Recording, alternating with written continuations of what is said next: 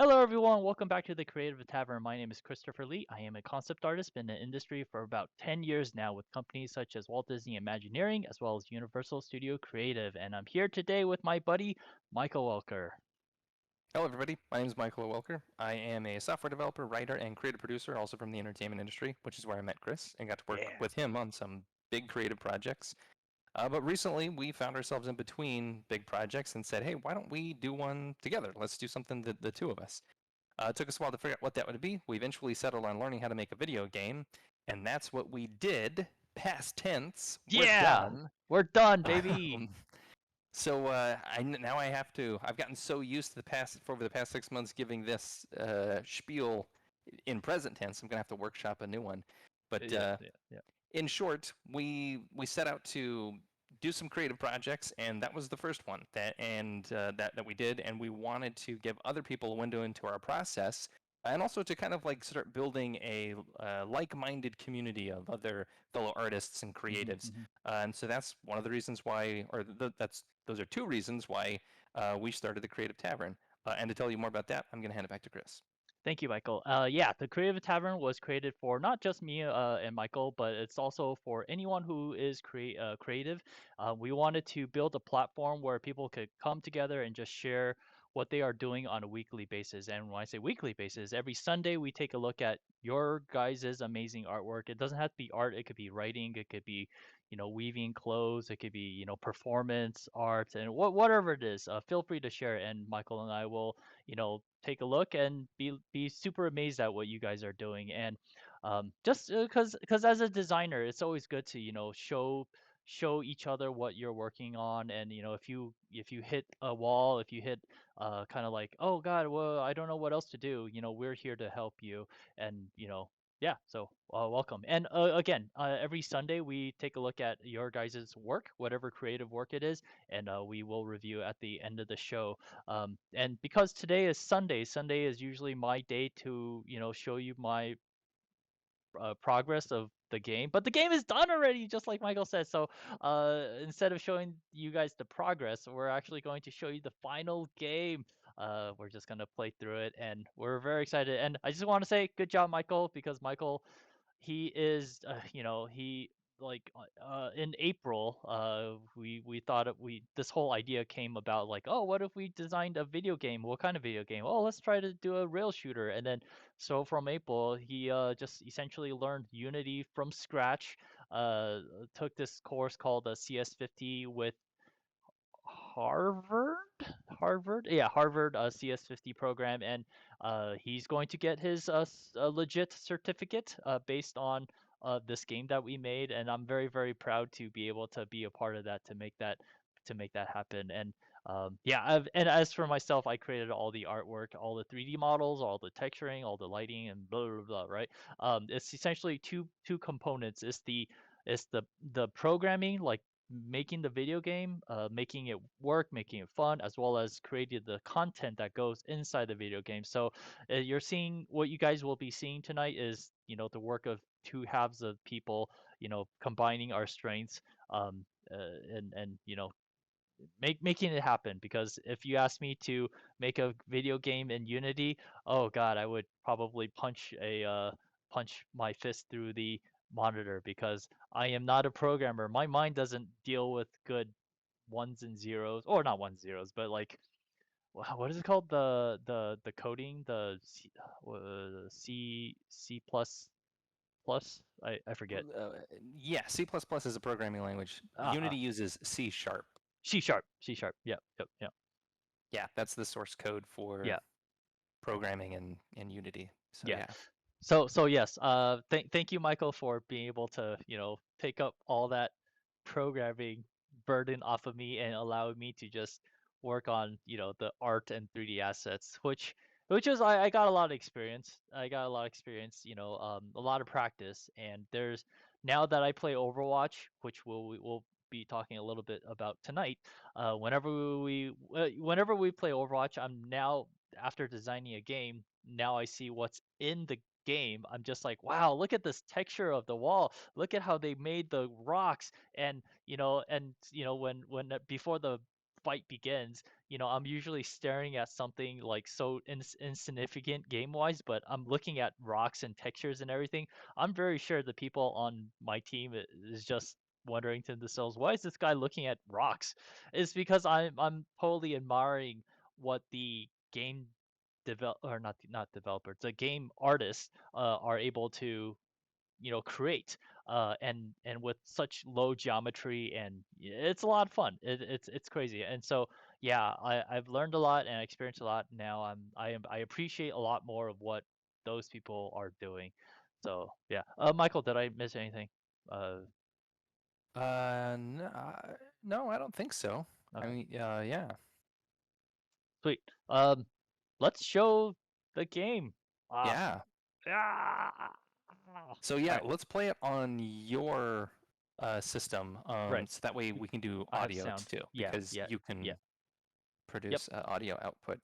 And yep. while you're queuing that up, one of the things that, because you had kind of mentioned like when we started making the game, and at that like early on, we were both kind of uh, putting around in Unity trying to figure out how to get things to work. And do you remember when we were like neither of us could figure out how to get doors to work? We were like Oh that god. early prototype, of, like Oh just god. trying to get two doors to open. Oh We couldn't jeez. do that. I Oh was well, thinking well, about I, that. I, I still can't do that. You could do it, but I can't do it. You could do it, I can't do it. Let's just get that straight. Yeah. But yeah, I was thinking about that when I was programming all those doors. I was like, oh man, wow, this was an impossible task at one Yeah, point, and now it's just like, a morning's work yeah. to be able to Get get that done. so give me 1 second. I'm sharing my screen. However, Mhm. apparently I need to share it in a way where it is yeah, it's doing that flickering thing. Hopefully, yeah, No. hopefully with my new internet. Oh, by the way, I've been experiencing a lot of internet issues. But I bought a new modem, and hopefully it everything will be okay now. Hold on, let me type this as game, and then oh, there you go. Boom. Wow, that was quite easy. Sweet. However, uh, why is there a white part right there? That's kind of weird. Oh, we're professionals. We're professionals. Hold on. Uh, hold on. Why? Hmm. That's kind of weird. It's cut off at the bottom. Do you see that, Michael? Uh, well, in Discord, I don't see anything but just a blank desktop. Oh But yeah, yeah, on the yeah, yeah, yeah. Twitch stream, yeah, it's like it's overlapping our profile, our like portrait video feeds, and then also sometimes Yeah. it's showing your start bar at the bottom. Sometimes it's not. So it's like it's weird. All right, give me 1 second. Window Sure. rail shooter. That's the only thing though. Hmm.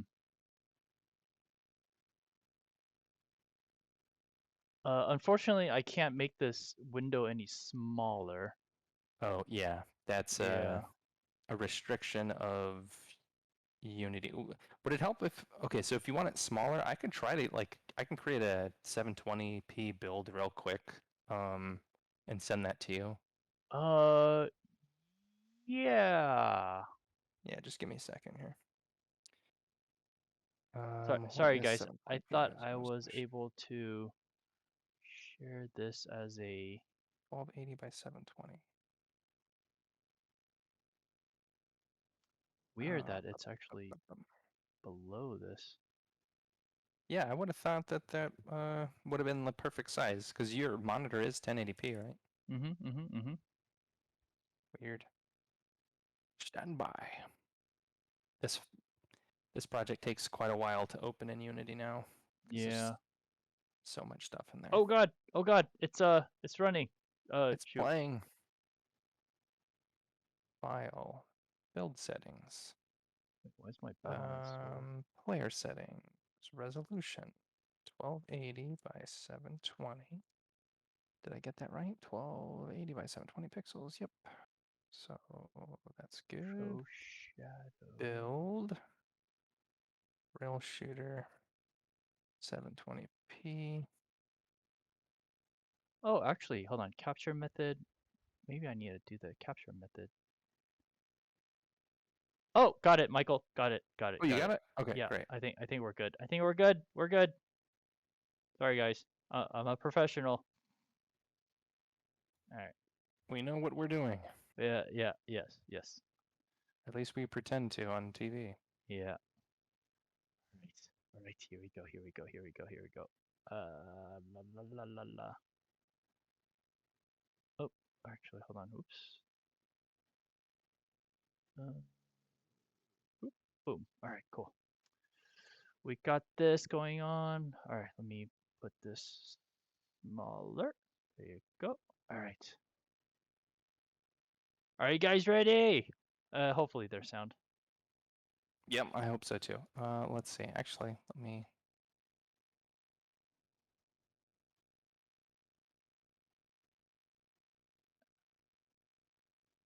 Oh yeah, there's no audio on this screen, Oh, right. Yeah. No worries. Yep. so there Okay. should be music playing when we get to the next screen. Yeah.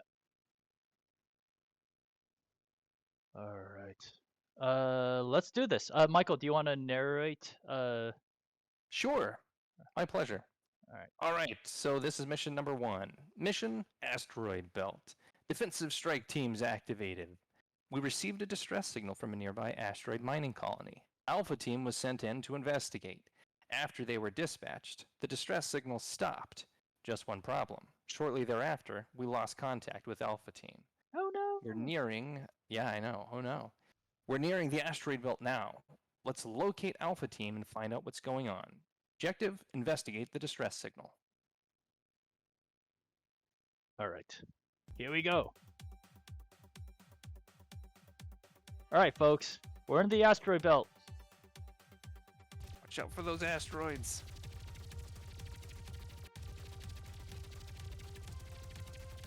Shoot to clear a path.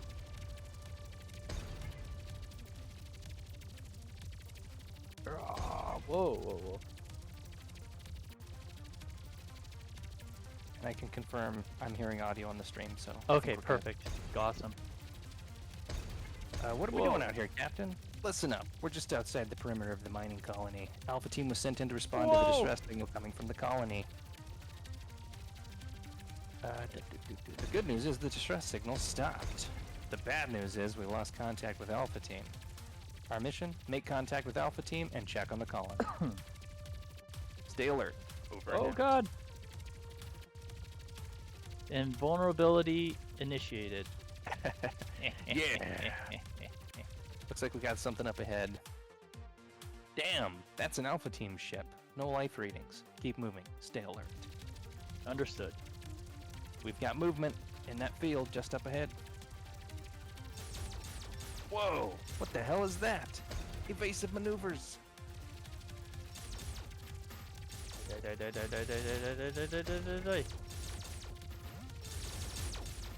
Oh god. I am not good at my own game. Look out, there's a whole swarm of those things.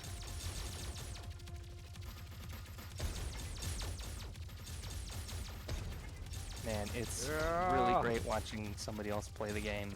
Yeah. Rather than working for so long. Because it's, yeah, it's just really interesting to see, like, you know, the play style and decisions that are being made. Yeah.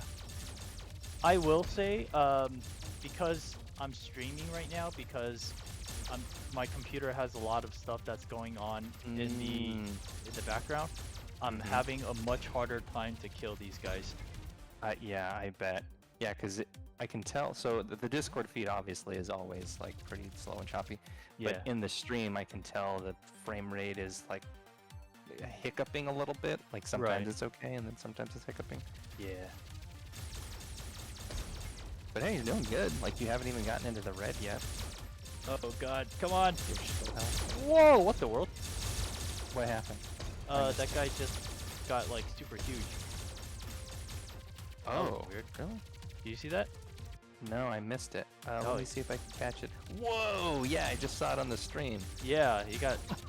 Never seen that bug before. Yeah, I know. Holy I've never seen smokes. that either. I really think it's because we're streaming at the same time and we're on Discord. Oh, yeah, I bet you're right. Because I Oop. bet there was something in its processing where it was supposed to stop at a certain point, and then it skipped over that step. Yeah. So then it got way closer to the camera than it was supposed to, probably. But we knew that was going to be the case. We knew there was going to be some bugs in here. Yep. But I mean, all things considered, you know, that this is the first game we've ever made, and that we did this, you know, in 6 months, you know, start to finish. Yeah. Oh God. Yeah, and I fixed that. I think those guys aren't shooting you in the ass Yep. anymore, right? Yep. Yep. So- Perfect. Thank you. That was one thing I tried to, and it was a pain in the ass to get that to work right before launch. Like that was one of the things on Thursday before the Friday release that I was scrambling to try to figure out. It was so frustrating because there were things that I had already built Yeah. I thought would fix it, and they weren't working, and I had no idea why.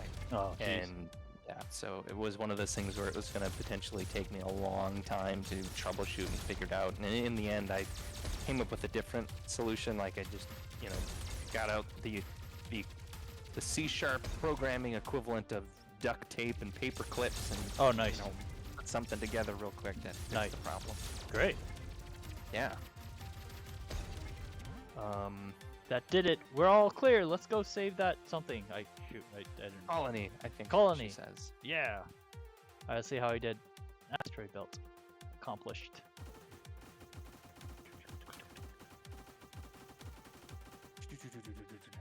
Aw. I didn't do That's that pretty good. well. I think that's good. 25% accuracy, 44 of the drones killed. I think that's pretty good. That's horrible. 22,700. What's your high score for that one? I don't know. I Oh, never. okay. Yeah. All right. Yeah, I here haven't we kept go. track either. Next, Next. Mission 2, Colony Rescue. The asteroid mining colony is under attack. We're getting distress calls from multiple stations. Shuttles are trying to evacuate, but those drones are swarming the colonists. We need to help those shuttles. Defend the escape shuttles. You got it. Oh, hey, Abernt, how are you? We're done with the game. Abrams, welcome. Hello, welcome. Thank you so and much. thank you. Yeah. Thank you. Abrams says, awesome job. We Alright, here did we it. go. We need to get to the shuttles ASAP. Use that jump bridge. Yeah, thank you for adding sound effects, because that was one of the sound effects that didn't make it into the game. Was this one right here. Nice. Yeah, Oh, help! They're swarming all over us. oh God. I love the little visual. Oh God, I think this is gonna blow up. The visual sparks whenever they shoot the. Oh yeah. Yeah, it adds Mhm. so much. Oh God, this shuttle is gonna die. I know it. I feel it in my bones. I Oh think God. it might get away. I think Trying. yeah, even if you don't kill all the drones, I think yeah, you kill if you kill enough of them soon enough, that shuttle makes it. And I intentionally wanted that one to be a little bit easier. This one is the hard one. Oh, This okay. one dies real quick. If you don't Oh shit. like by the time you get so right now you're flying around the backside. By the time Yeah. you get to the front, if you've got like a real narrow window to kill the ones on the backside that you can't hit right now. Yeah. Or that shuttle's gonna blow up. Oh Yeah, I God. think this one's doomed, this one 'cause is now you this can't one's hit the doomed. ones in the Oh front. shit. Yeah. I'm sorry. I'm Oh, no. sorry. The women and children Ah! on that shuttle crest. Oh no. There. Oh. Done. Sorry guys. Who Alright. is that guy shooting at? He was still shooting. Yeah. The shuttle was already dead. Go. That's another kind of funny bug in here is if there are drones alive and the shuttle takes off, they'll continue shooting it as it flies away. Uh-huh. But in order to like ensure that the player doesn't get punished for having protected the shuttle long enough for it to escape, it becomes invulnerable once it lifts off. Oh, I see. So if you can keep it alive long enough for it to take off, then you're clear. Ah, well, shit. But otherwise you can't. Man, that guy's gone. Yep. So the very first shuttle is pretty easy. The second one is the hardest. Yeah. And then these two are kind of like medium to hard. Oh god, I should not be a pilot. I am awful. The one thing that's cool about this mission is it's pretty hard for you to die as the player because most of the drones are attacking Right. allies and not attacking you.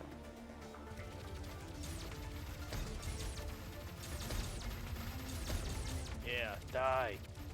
Ooh, I did pretty good. Nice. Yeah, you Yeah. handled those T drones. Yeah. Oh, here's another bug. That guy's still floating. I Okay, ki- not honestly, I anymore. kind of intentionally left that guy in there because I knew this thing was gonna have bugs. Period. Uh-huh. So I was like, well, I'm just gonna leave that one in there. There's, Yeah. I can't fix everything. There's Yep. a whole bunch of stuff in here that I would have liked to have. Hey, there you go. Oh, nice. So that's one of the shuttles where like as long as you kill, if you don't kill any of the drones, then they will absolutely blow up. you know, Nice. that shuttle. But if you can kill enough of them, then it kind of reduces the damage per second that the shuttle's receiving, and then Right. it'll survive even if you don't kill all of them. Nice. Oh god, They're swarming my, all over that shuttle. Take them out my- fast. my graphics card is not handling this well. It's struggling. I have Oh like yeah, it is a so little bit choppy. Huh? yeah, Whoa. I have like so many programs running right now. Actually, not really. I just have Discord and OBS. Well, I mean that anything that's like that involves video processing, producing video is pretty taxing Yeah. on the computer hardware. Yeah. Hey, Lidos is in the Lidos! chat. Or Is it Lidos. Lidos? Is it Lidos or Lidos? Yeah, let us know how phonetically how we're supposed to pronounce that. But Yeah. thank you for being here. Yeah. And thank you for telling us it's looking good. Thank you. And by the way, your art is looking freaking amazing. All right. So get this, Michael. He's been drawing, learning how to draw, and the first week I had to teach him like, oh, add shadows here and add cast shadows there, and he posted something in Discord last night. Blew me away, man. It's like a whole new Cool. different person. It's like a experienced artist. So whatever you're doing, Litos, keep doing it. You're gonna at this rate you're gonna end up teaching me like how to draw, Yeah. man. Shit.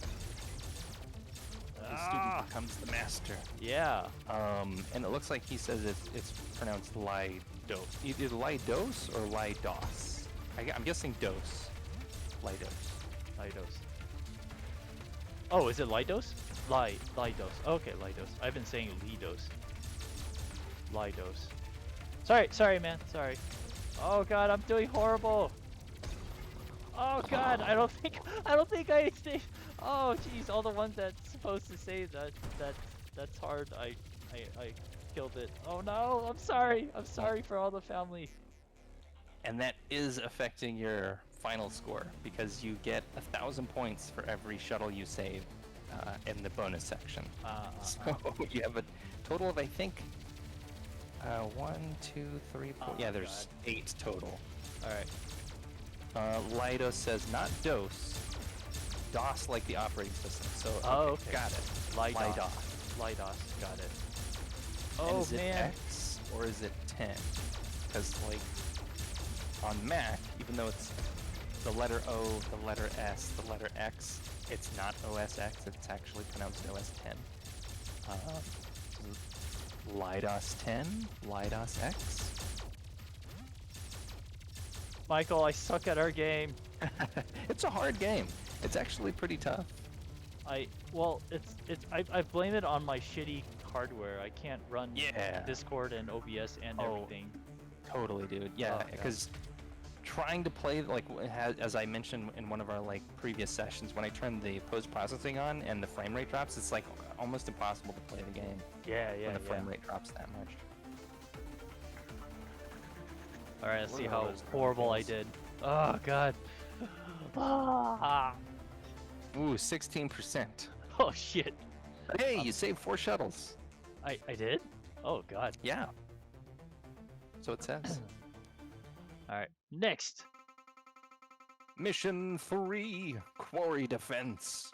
All shuttles clear. Well, at least the ones that made it out alive. We're getting readings of significant swarms of those drones around that big asteroid. Reports indicate it's the colony's primary quarry. What are those drones after down there? Let's defend the quarry and find out what they're up to. Objective, neutralize drone targets attacking the quarry. Understood. Here we go. And then this one, I think the bonus is for killing all the commander drones. So for each one you kill, I think you get 1,000 points. And I modified them a little bit. They have less health than before, except I think the very last one's got a pretty significant health. But he's going to be tough to kill. Hey, you're doing good. Thank you. Because, I mean, you're basically tearing through these guys. Yeah, you got rid of all the basic T drones before the commander even showed up. Oh god. He's moving too much. I can't get him. Especially with the Oh, you got him. Good job. Yeah. Ooh, that was not easy. Yeah, that was close. All right. Stupid missile bot. Come here. Come here. Come here. Come here. Oh man, handled him. He couldn't even get a shot off. Good job. Thank you. Man, this is fun watching you play. Let's do this. Lightus also says the X was because someone else used my normal username, so I added an X. Yeah, I do that too. I'll add some extra characters in there every once in a while when the when my standard user tag is not available on a platform. But I always love it when I go to a platform that like doesn't have a big community or big population. I'm able to get like my regular default user tag without any of the extra underscores and special characters and X's and numbers and stuff. Right. I'm doing good. Man, I'm doing you're good. Great. And I'm so satisfied with the way that this is playing out because this is how I was hoping the balance of this level would go after I made those tweaks, because this was really hard. It was really hard to play before I made some adjustments to the way these drones spawn in. Because there was one point where there's like 5 missile drones all on the screen and like a dozen T drones, and it's just absolute chaos. So I tried to like pace it in such a way that the T drones spawn in at a like regular cadence, but if you're fast enough, like you are right now, you're able to like take them out before they start to overwhelm you, and you only ever encounter a missile, like one missile drone at a time here. Right. So. Right. Oh, okay. Good. So yeah, you won't, because those things are really deadly in multiples. Like if you get just 2 or 3 on the screen at once, you're probably gonna die. Yeah. Because you just can't, you can't stagger the group of them enough before they blow the crap out of you. I really like how you mitigated those moving targets, like the reticles, target reticles, just for the boss, or not boss, but like the sort of like special targets. Exactly. Yeah. Yep. And that was your suggestion, so that was a good. Yeah. That guy, he always does that. That's a bug that's been in there for like a month or 2, and I just never could figure out why the heck that guy does that. Yeah. He just spawns in and immediately is like, oh, never mind. I changed my mind. I don't want to. Yeah. He knows what we're gonna do to him, so he's like, oh, fuck this shit. I'm out. Yes. Good. And then this, like sound design wise, I actually added a whole bunch of stuff in the like 2 or 3 days leading up to the release. Which was not as easy as I thought it was going to be. It took a lot more time. But obviously all of the drones now have firing sounds, so you can hear the lasers when the T-drones shoot at you. Yeah. And I love the sound of the commander drone when he shoots you, because he fires like rapid style, right? Like. And the missile drones have their own sounds too. Oh, and I also added, there is a sort of like metal clanging sound when you are scoring hits. Yep. And that I was a little bit worried that that would get annoying, and honestly, I think it kind of does sound a little bit annoying. And I would like to tweak that and make that better, but I thought it was really important auditory feedback for the player to distinguish when they're actually hitting something It and really when is. they're not. It really is. So yeah, 'cause yeah. it's so much more satisfying, right? When you're like Oh, yeah. hearing that little like ding feedback of like, ooh yeah, I'm pounding this T-drone into submission here. Yep. It's just like in Overwatch when you're like spraying someone with like their bullets. You hear that right? Yeah. Exactly. Yeah, this is one section here where there's kind of like not a whole lot happening that I wish I had more time to populate stuff. But this is also a case of like, It's a good if break. we- yeah, we give you a little breather there, which Yeah. is definitely something we intended. Like, there are moments when that happens where it's very intentional. We don't want you to just be completely overwhelmed the whole time. We want to give you little moments to kind of breathe and relax and enjoy the scenery.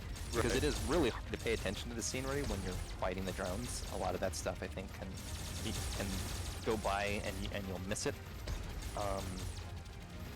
Yeah, if we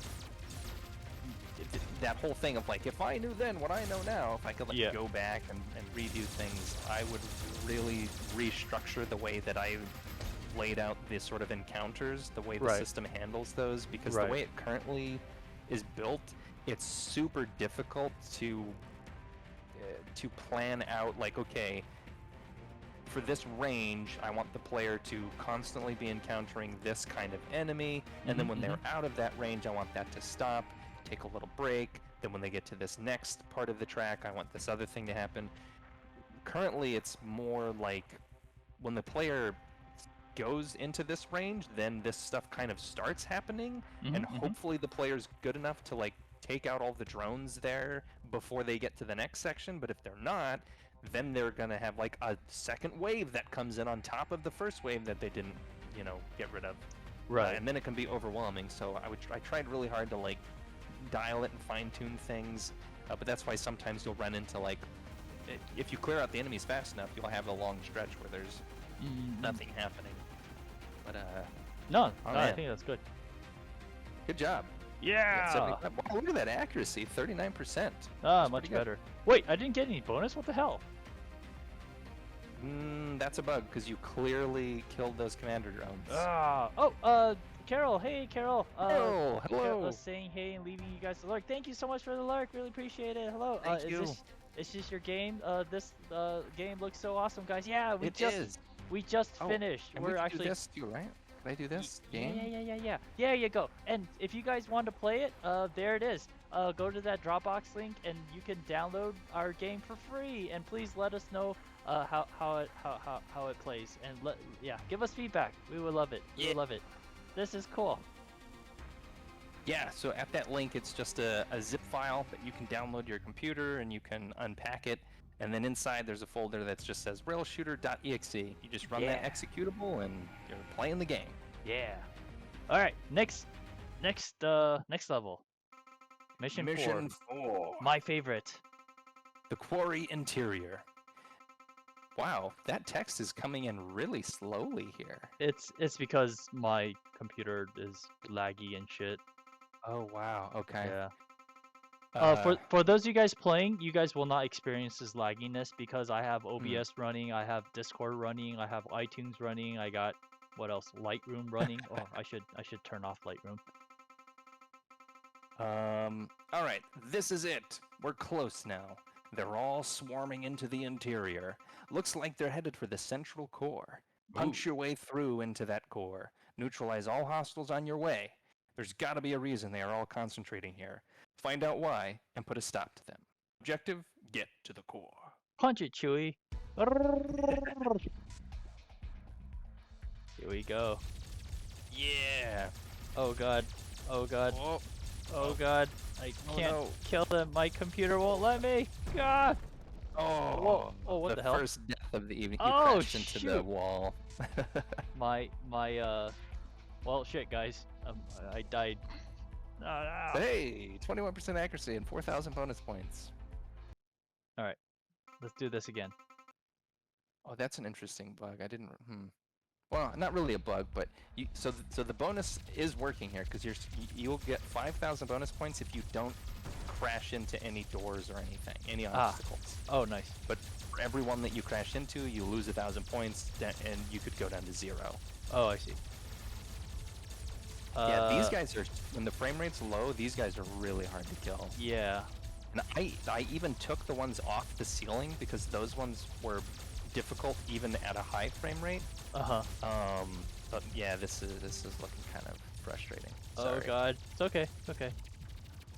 Open Oh god. door. Oh, I think you still hit it. It didn't open fast enough. No. Oh, got that one too.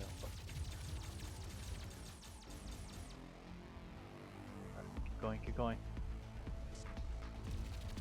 Barrel. Oh man, yeah, these are tough to. When the frame rate drops, like boy howdy, those guys are really difficult. Go. Man, great job with this, with the set dressing for this level, dude. Yeah, This thanks, looks man. So good. Yeah. Oh shit. If I had more time, I would definitely add more colors and brighten other areas as well. Because right now it's looking very not monotonous, but very monotone. Everything's all gray.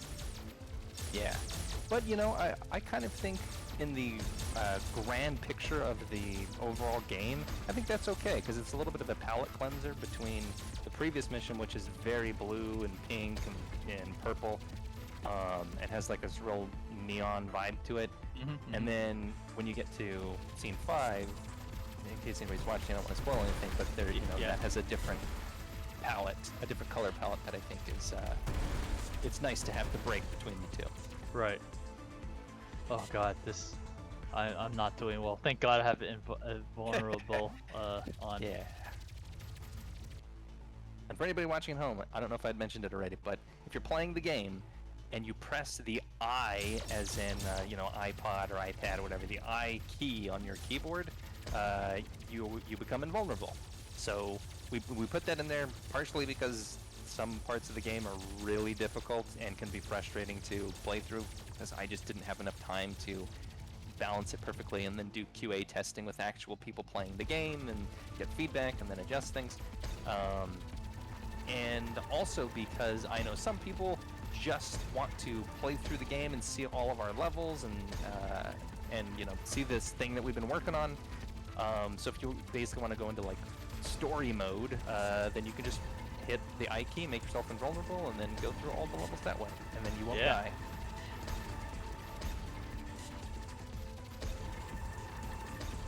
I will say though, I'm given how you know,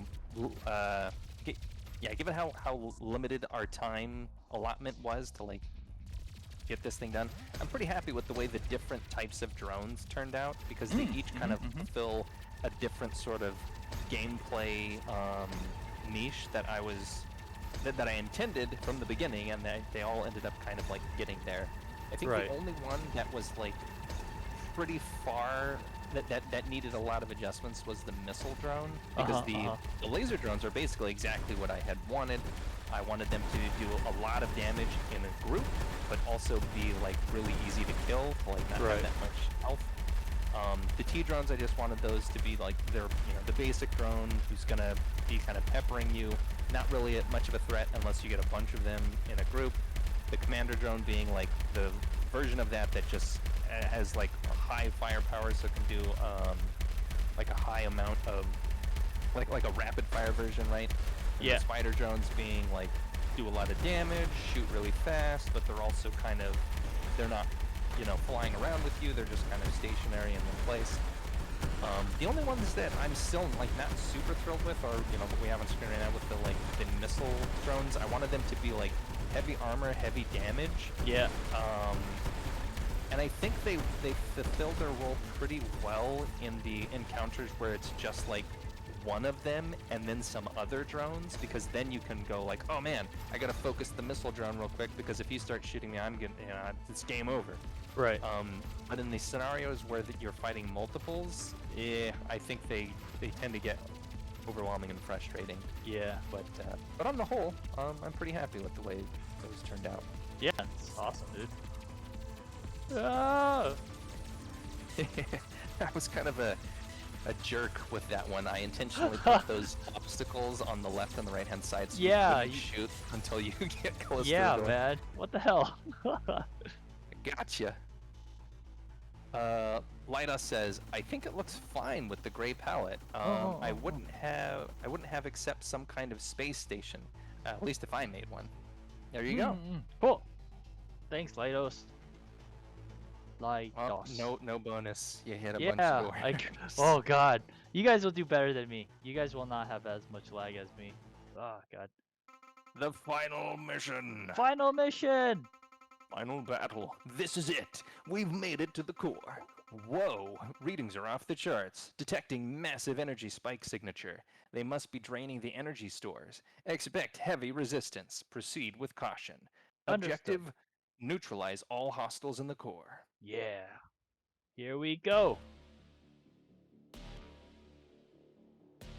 Oh, I'm really curious with the kind of like lag you're experiencing. I wonder if the music is still going to hit at the moment that it's I supposed think to. it will. I think it will. Okay, cool. Yeah. Look at that. Oh my gosh. I love this scene. This is my favorite scene for sure. Yeah. Die. Yes. Good. Yeah. Thank goodness we made these spider drones, because these spider drones were actually supposed to only be in this space, but I love how you used it in scene 2 as well. Yeah. Yeah. Yeah, those things came in real handy. And they're actually in, I think, 3 out of the 5 scenes. They're in scene 2, 4, and 5. I think scene 3 is the only one, and they were almost in scene 3. The reason why they didn't show up in scene 3 is because I did not have them programmed at the time that I laid out scene 3. So they didn't make it in. I could have gone back in and added them, but it just, like everything ran at a time. By the way, well, no, you're doing great. You're doing great. No. I saw it.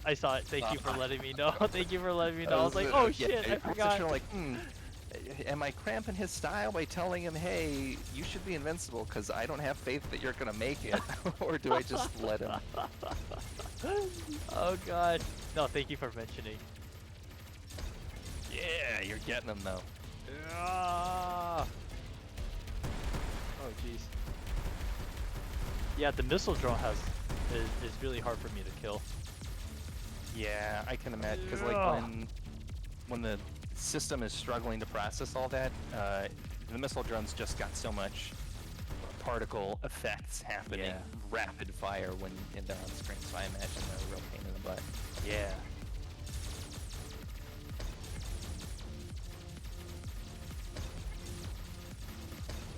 Alright, we're good.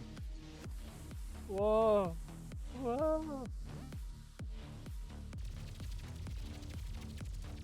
Die. That armor's too strong. Nothing is getting through. She's tapped into the central core's energy supply. You do that guy, I'll do the other. Alright, cool. If we destroy the regulators, it will cause a massive energy spike. It's our only chance. Do it. Let's take out those regulators. You got it.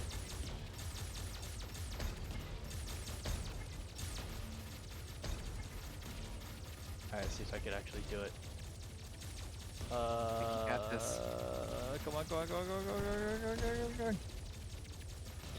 Good job. That's one. 2, motherfucker! Yeah. Oh god, that's so hard to kill! Oh, there you go. Just in time. Oh no, I missed that one! You might have another chance, because there are times when we'll you'll see it in the background there. Ooh, barely got that one. Yeah. Might miss this one. Oh god! I don't think we got it. No! Oh no! This is awful! I blame my system! Oh yeah, it's chugging. Alright, it's having a hard time. Yeah. for those of you guys who are gonna play, it's not going to be as choppy like mine. My computer sucks. Ah! I wish there was like a detonate button. I could press like a bomb button and just yeah, blow like everything. kill everything on the screen. Yeah, Yeah, I totally wanted to do that too. yeah. Version 2. There you go. Sorry, Yeah, because I mean, like super early on, we talked about doing multiple types of weapons. yeah. And that would have been the top of the list, some kind of nuke everything on the screen button. Sorry, I have to get rid of these. I'm not Yep. really looking at the regulator. So, Right, you got this right about. technically, if there's too many robots on the screen, it's actually taking a lot of memory, right? Yep, memory and processing power, Yeah. sure. So just kill them, and then things will speed up. And in fact, there's an audio bug where if you have too many T-drones on the screen and they're all shooting you at the same time, the audio sound of the little like pew pew pew lasers that they're shooting gets like overloaded and then just goes silent until it falls below a certain threshold. Then it starts processing the sound again. Interesting. Yeah, that was a little surprise I didn't discover until, like 6 hours before I had to say, okay, we're done, ship. So there wasn't enough time to fix that, but.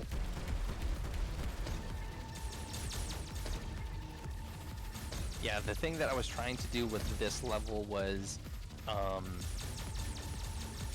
make it the hardest level in the game for sure, but also like the most intense in terms of you've got to like really balance your shots, your target priority between the drones and the regulators if you want to hit all of the regulators. But the thing is, you will actually complete the mission as long as you kill one regulator and blow up the core. Then the mission is a success. Nice. If you don't kill any of the regulators or you don't destroy the core, then you can fail. Oh god, I think. go on. Oh no, I don't know if there's gonna be enough Oh time. god! Are you serious? I can't kill it? Oh no! Oh no! Oh my god! Actually, I don't even know what happens if you don't kill the core. Oh no! Just Yeah, face down. because it's like the frame rate's too low for you to have been able to do enough damage. Oh, this is so interesting. Whoops. Well, let's see. I'm real curious because we're just gonna abandon the job. Peace. All right, that's it. Oh yeah, and it's still blowing up anyway. Whoops. I love it. Nice. It's buggy and broken, but It's we made okay. it. Yeah. Let's see. What does it say? Fail. No. Dun, Well, dun, dun. shit. But you did kill a crap ton of drones. Look at that. Yeah. Wow. Over 100. Jeez. Yeah. Oh my gosh, you almost got all of them. There's 125 in that map, so you Are you only serious? missed 4. Yeah. What? Good job. Wow. 29% accuracy. I mean, except for the core, but I don't blame you for that. I blame the frame rate dropping. Yeah. The frame. 'Cause you It's were the just frame rate. wailing on that thing the whole time it was in your, viewport. Yeah. But there you go. All right. Um, Oh, and if- then we play again. You don't have to play it again if you don't want to. If you want to skip to the credit scene, you can just press the number 6. Yeah, there you go. Ah, thank you guys. Bravo, Chris. Yeah. Good job. Thank you. Good job, Michael, creating this game, and thank you to all those you guys who's been here supporting us. We really, really appreciate it. Yeah. Excellent. Yeah. Yeah. Yeah. Lida says, so I died on the first asteroid in the first level.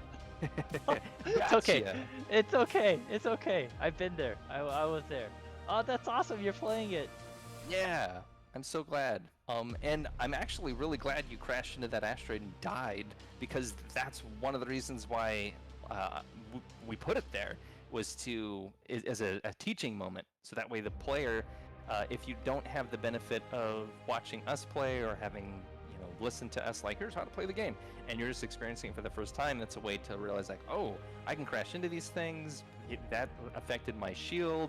Here's what happens when I die and reset. Like, oh, okay, I'm starting to get how the game mechanics work, which is actually something that I picked up from the design of Super Mario Brothers, the original Super Mario Brothers.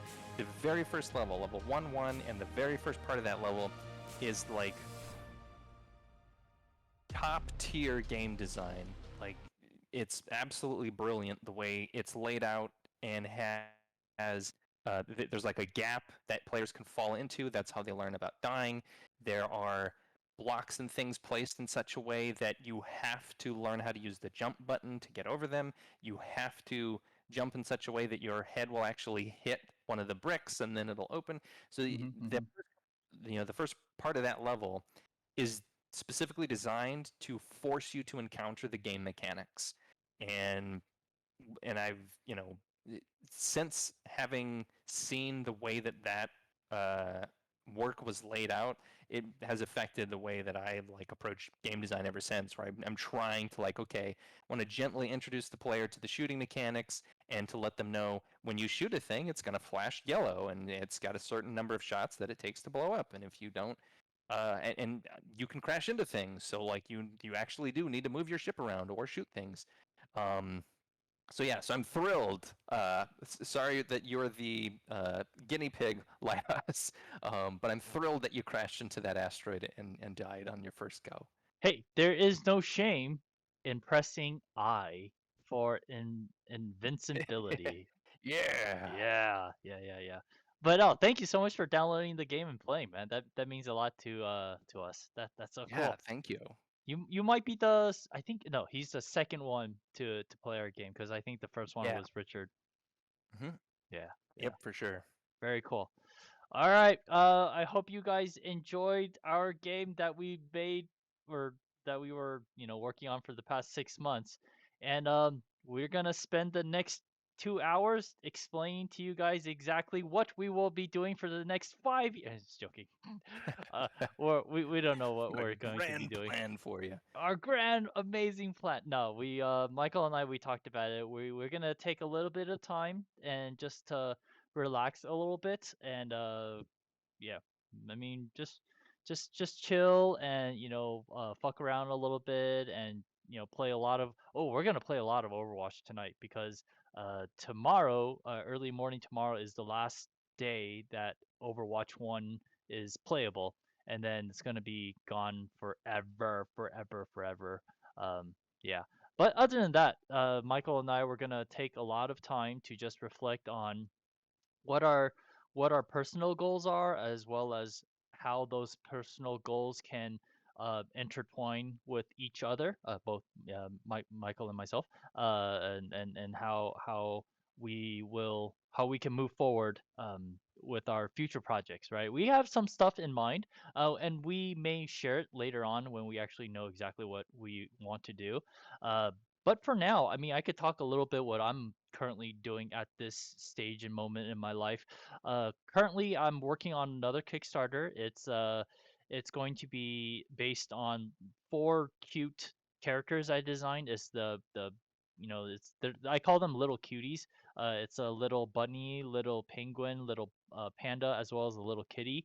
And the four of them make up the four suits of the poker deck. Is like for example, like the penguin is it takes place for the spades. The bunny takes the heart.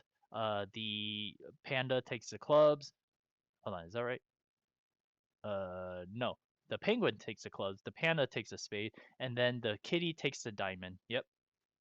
And then so there's that. Hopefully we'll have that Kickstarter up by the end of next week.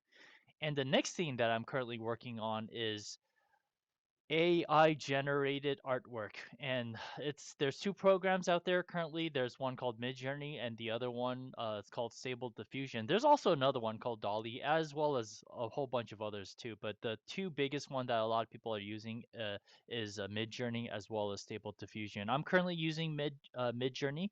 Uh, Only because it's a lot easier to use than Stable Diffusion. As you guys see, that my computer the VRAM is not great at all. So in order for anyone to use Stable Diffusion, they would need at least 6 gigs of VRAM in order to run it smoothly at a nice consistent rate. Because my system right now it's not that great. So therefore I use the Discord server that Midjourney is using.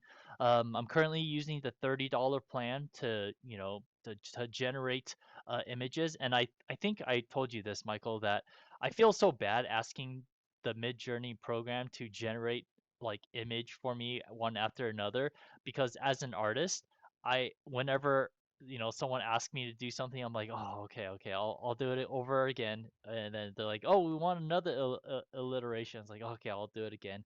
Can you do another one? All right, I'll do it again. So it gets really tiring and really taxing. However, I have to keep in mind that when I ask Midjourney to generate something, it automatically does it. It does. There's no human being behind, you know, drawing for me, right? And then so I'm trying to trick my own brain to thinking like, yes, it's absolutely okay to tell Midjourney to generate image upon image upon image upon image for me. And I kind of joked with Impux that I kind of have my own little sweatshop for like the artist, and it's like I'm a slave driver, rah, it's like make images for me, and I think that's really good. So, uh, again, so the next plan is I will be creating another deck of tarot cards.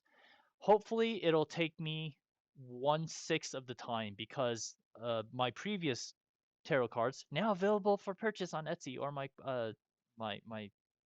cutepenclub.com website. This took 6 months to draw. There's in a full set of 78 tarot deck, there's like 78 cards, and drawing one card a day or every 3 days, it takes a very, very long time. However, with the whole AI generated a workflow, it could go so fast. It could go really, really quickly. And I got to be honest, like some of the artwork that it generates, I mean, I can do it. I could do exactly what that is doing, what the AI is generating, but it would take me at least 2 days, 3 days to do exactly what they're doing. And they do it, that thing, the Midjourney does it in like 1 minute. It's insane. It's absolutely insane. I mean, we could talk a little bit about diving into the whole Midjourney thing, but that's what I'll be working on is, creating the poker Kickstarter for the little cuties, as well as doing another deck for the second deck using Midjourney. And yeah, that's what I'll be working on. Michael, do you want to talk a little bit about what you might be thinking about doing? Sure. But I also want to put a pin in the AI art thing and come back to that Hmm. because I've Hmm. Hmm. I've also been using some Stable Diffusion, and I also have started trying Dolly. Oh, nice. And I'm going to do the other ones like in addition to Stable Diffusion running on my Mac. I also want to do I think it's called Dream Studios, the one that's like there's a website where you can go and type in prompts and it'll Oh, generate. And then I also want to try Midjourney. I want to give all of them a shot. yeah. So I've got some thoughts about that I want to share. Perfect. But first, Perfect. a quick little a brief of where I am and where I think I'm going, at least for the next couple months. Obviously, coming off that project, off the rail shooter project, I'm going to take a break. I'm probably not going to do a whole. I'm Good. going to try not to do a whole lot productive stuff for the coming week or so. I've got a bunch of stuff on like Netflix that I've been meaning to catch up on. Good. I've got some books that I want to read, and a lot of naps I want to take. I want to do a lot of sleeping. Nice. Um, so yeah, I'm gonna do all that stuff, and then after that, though, for the rest of the year, I definitely want to do some kind of planning and prepping for next year. But some of the things on my docket, I'm thinking about. I'm not just thinking about. I'm going to do some kind of newsletter, like a weekly newsletter, probably about creativity or writing or something. I'm not sure if I'll do that if that'll be like from me or if I'll do that like through the Creative Tavern. I mean, if it's about creativity, it seems like the Creative Tavern would be a good place to do that. Hmm. But I want to do some kind of email outreach because I think that would be a format that I would be really successful at, and would be easy for me to keep up. and I also think that that's an important factor for like outreach and promotion. So yeah, email newsletter about creativity, Nice. which will also directly tap into this creativity book that I'm working on, which is going to be a Nice. nonfiction book that I've been teasing here and there on this channel for a while now. And it's basically just my thoughts and experiences with the creative process, and also some like science that I have found that I think applies to kind of helping creative people understand the process, or even non-creative people who want to be more creative, how to do that. Kind of demystifying and offering like best practices and tips, and then my own personal experience having done a lot of really crazy creative things. Hmm. Not the least of which is making theme parks, and now making a video game, and also writing books. Um, so I think I've got some really interesting stuff to share Yeah. creatively. So I'm going to be working on that. I'm also going to be spending a lot of time uh, advancing my computer technical skills, software development, because that's probably, I mean, until the creative projects are themselves earning enough income for me that I could just do those full time, I'm going to need a day job of some kind. So software development is probably where it's going to be for me. Hmm. So Hmm. I need to get my software skills up to snuff. I'm going to try to do that by the end of the year. And then I've got a couple of, app ideas and sort of software related projects that I'm going to be doing. Um, but yeah, and then I'm going to kind of try to see where that gets me by the end of the year, so that way I can figure out what I want to be doing next year, particularly with regard to the creative projects, my own personal ones, and then collaboration projects with Chris for the Creative Tavern. Because there are a couple of things that when Chris and I originally said, "Hey, let's do something together," we didn't immediately know that we were going to make a rail shooter. There was a long period of time, like several months, where we were kind Yeah. of stumbling around, trying different things, having like these long blue sky sessions where we would just talk about like, oh man, wouldn't it be cool if we did this? And then we would go off in that direction for a couple of sessions, and then eventually we would, try something else, or for whatever reason we kind of bounced around a bunch of different things, which I I think is think pretty normal in the I, like creative process. But I think it was 7 months that we blue skied and trying to figure out what the hell we actually were gonna do. Because we started talking about, working together in September of 2020 or 2020. Yeah, 2020. Um, or no, 2021. Right. yeah, Yeah. 2021. 2021. So in September, and then we just kept like just experimenting with a whole bunch of projects and different kind of ideas, and then finally around uh April is when you said to me like, hey, I'm taking this tutorial right now, let's would you be interested in creating a rail shooter? I'm like, oh yeah, let's try it, let's do something, and then 6 months later it's done. So it took Ta-da! this whole process, and didn't just take 6 months, it took like literally a year and 1 month Yeah. to the day maybe, and yeah. Yeah, like roughly speaking, it took about 6 months just to figure out what we were going to do, and then it took another 6 months to actually make the thing. Yeah. Um, yeah. And man, we learned so much, and a lot of those learnings are going to go into this creativity book. And have really like, I'm going to spend some time in this week off where I'm not really doing anything super productive. I am still going to spend some time doing some like personal journaling and reflecting and introspection about like what I have learned and what that means for the future, because what this project has really like probably one of the most eye-opening things for me has been how much perspective it has given me on what it means to make video games, and creative projects in general, but specifically video games. um, because I always knew that making games was difficult and took a lot of, blood, sweat, and tears, and took a Hmm. lot of time. But this paints a really clear picture to me of, okay, this is what's possible for two people, me and Chris, who have at our skill level of making games. Here's what we can do in a 6 month time span.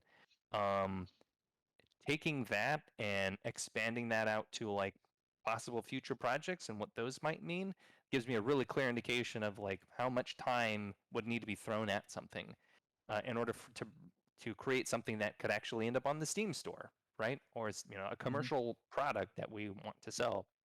And I think we're actually, I think we did this project pretty we did pretty good time wise, considering we've never done it before. Because when I did some research, which I think maybe in an earlier episode of the show, I don't know if that was only offline or if we did that on stream, We did it but on stream. okay, great. Yeah. So there's an earlier episode where I kind of did some research into like, well, hey, how are we doing? Like, because I feel like we've been working on this thing forever and it's still like not anywhere near being done. This was, I think, maybe 3 or 4 months into the project. Uh, and I went back and looked at all these other like indie development teams who had like really small teams between like size of like one single person making the game all the way up to like 5 or 6 people making the game. In a couple of cases, the teams are a little bit bigger than that, but almost never more than like a dozen. And like, well, how long did it take them to make their games? And the like fastest turnaround for one of those was like 12 months. It took like somebody like a year, but almost all of them were between 24 months and like 7 years.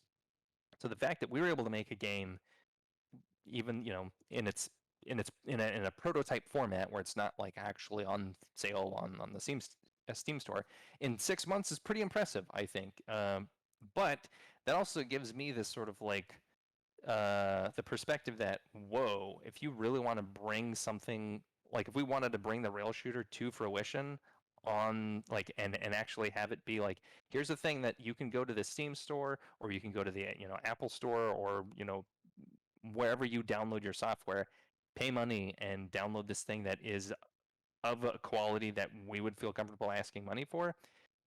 That's that's a years long project, at Right. least another 12 months, possibly 24 or more. And so then I have to start asking the question like, do I want to spend that much time continuing to work on the rail shooter? And not only that, it's not just like, am I excited enough about this project or whatever, because maybe it's a different video game. Doesn't matter. It's still going to be like a 24-month commitment to make that thing happen. Not only do I have to be excited enough about that idea to like be able to make it through that duration, but I also have to be more excited about that than all the other things I have to say no to because I'm Hmm. doing this instead. Right. So I'm going to be spending a lot of time kind of thinking about those things because I have a lot of creative projects that I want to do before the end of my life. And if it's going to take, 2 to 3 or 4 years per project, man, that list of projects that I can do in my lifetime gets real small real quick. Right. So I don't know. I need to do some soul searching and kind of figure out what it is like how I can get the most bang for my buck in terms of my creative project output. And yeah, so anyway, I'm going to be thinking about a lot of that stuff, and I'm going to share my Hmm. findings with everybody, both in the newsletter, on this stream, and in the creativity book, because I think me spending some time doing that brain power and thinking about those things, I think can help other people go like, oh yeah, I didn't think about that. Like, let me think about that from my perspective in my situation because I didn't think about that until we did this project. And now Right. that we've gotten to the end of it, and I see like, oh man, that took a long time. Like we worked really hard on that thing, and here's where we got to, and here's how much more we would need to do to get it to, whatever hypothetical stage we want it to be.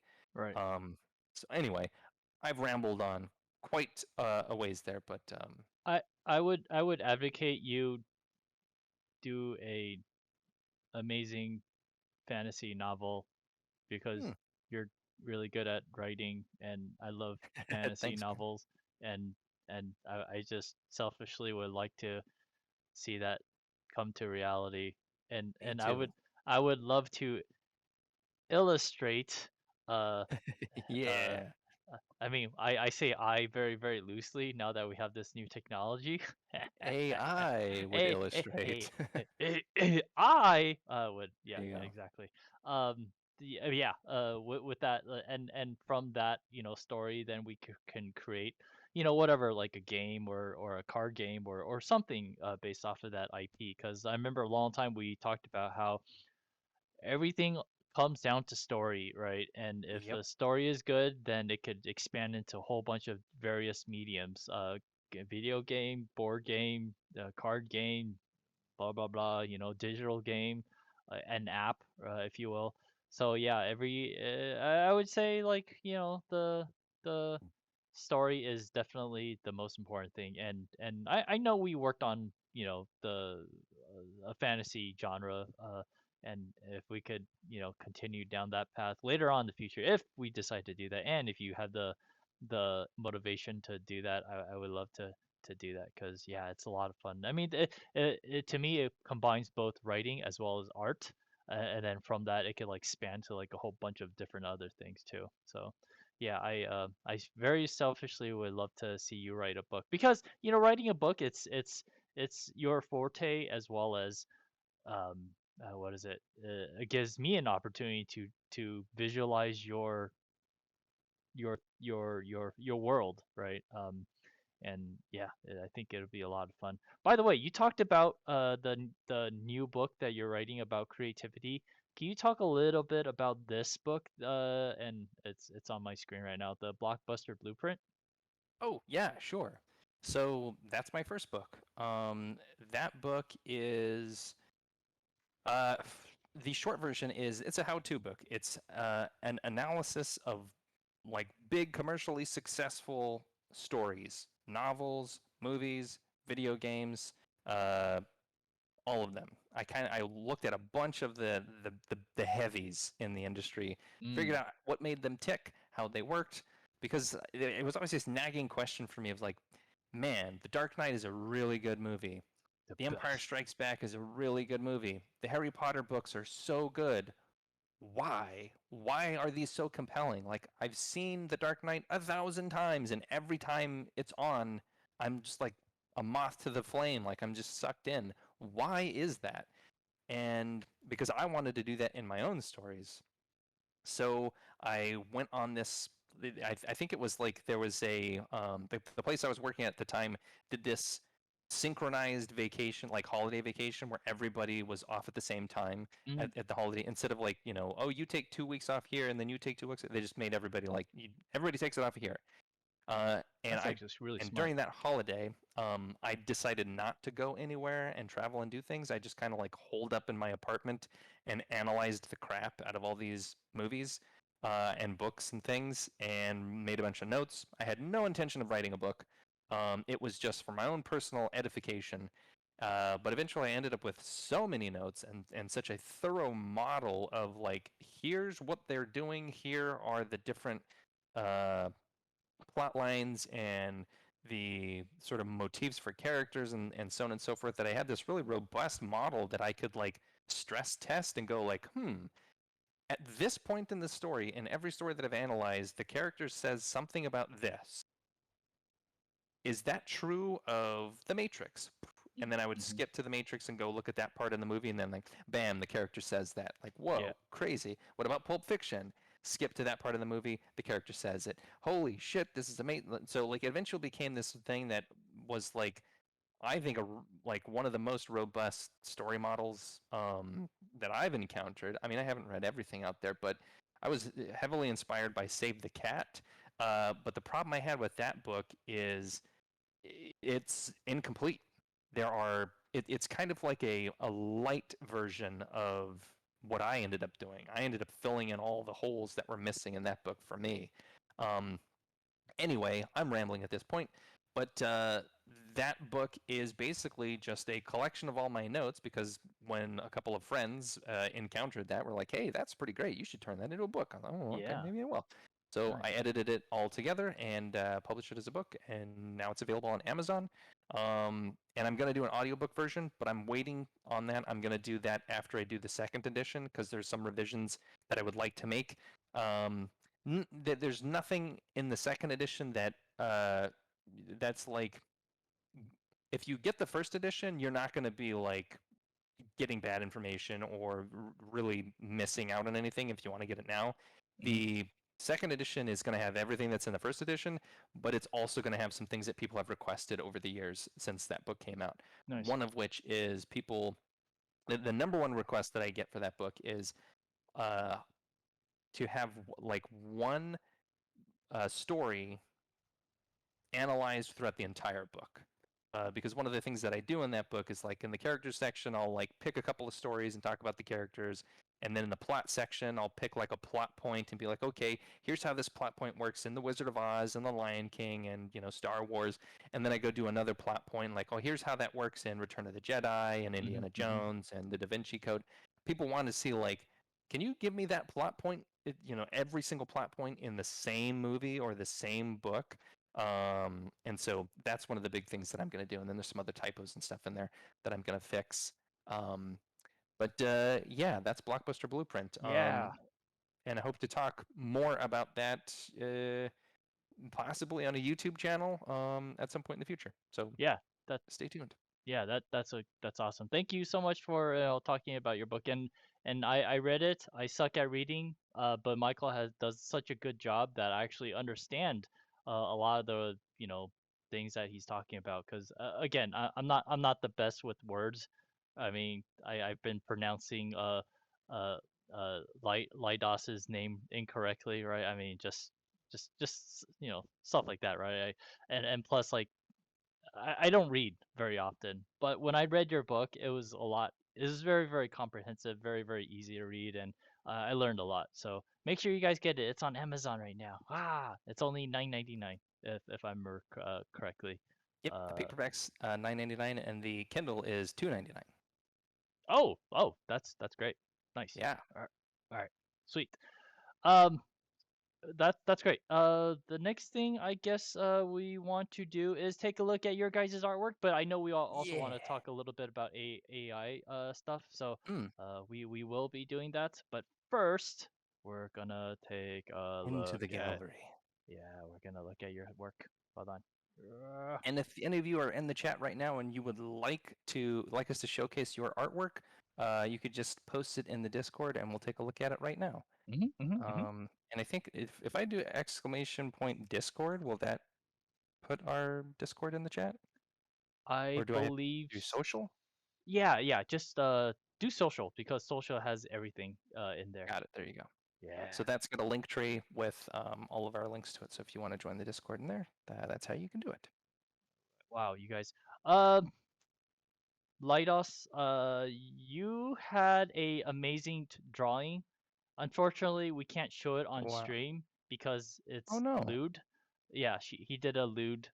I love it. It's like my favorite type of drawing. It has like the female anatomy and everything, and he did such an awesome job like rendering it. However, we can't show it because Push doesn't like it.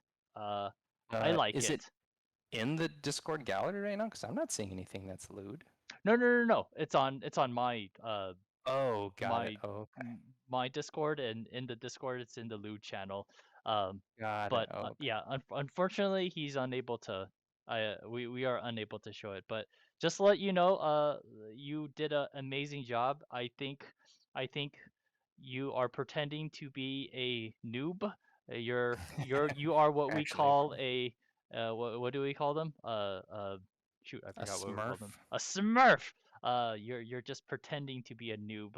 Uh, but in all seriousness, dude, you are improving like so fast, so crazy. And yeah, just keep going, man. Keep going. You are doing amazing.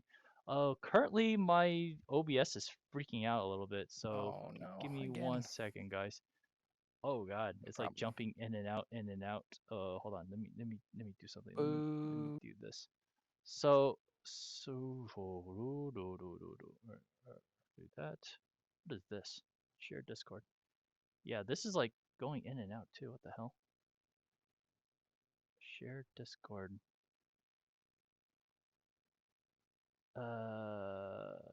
Hold on. Properties. Don't do automatic. Do graphics Also, capture. while you're doing that, I guess I just realized we missed one of Lidus's comments.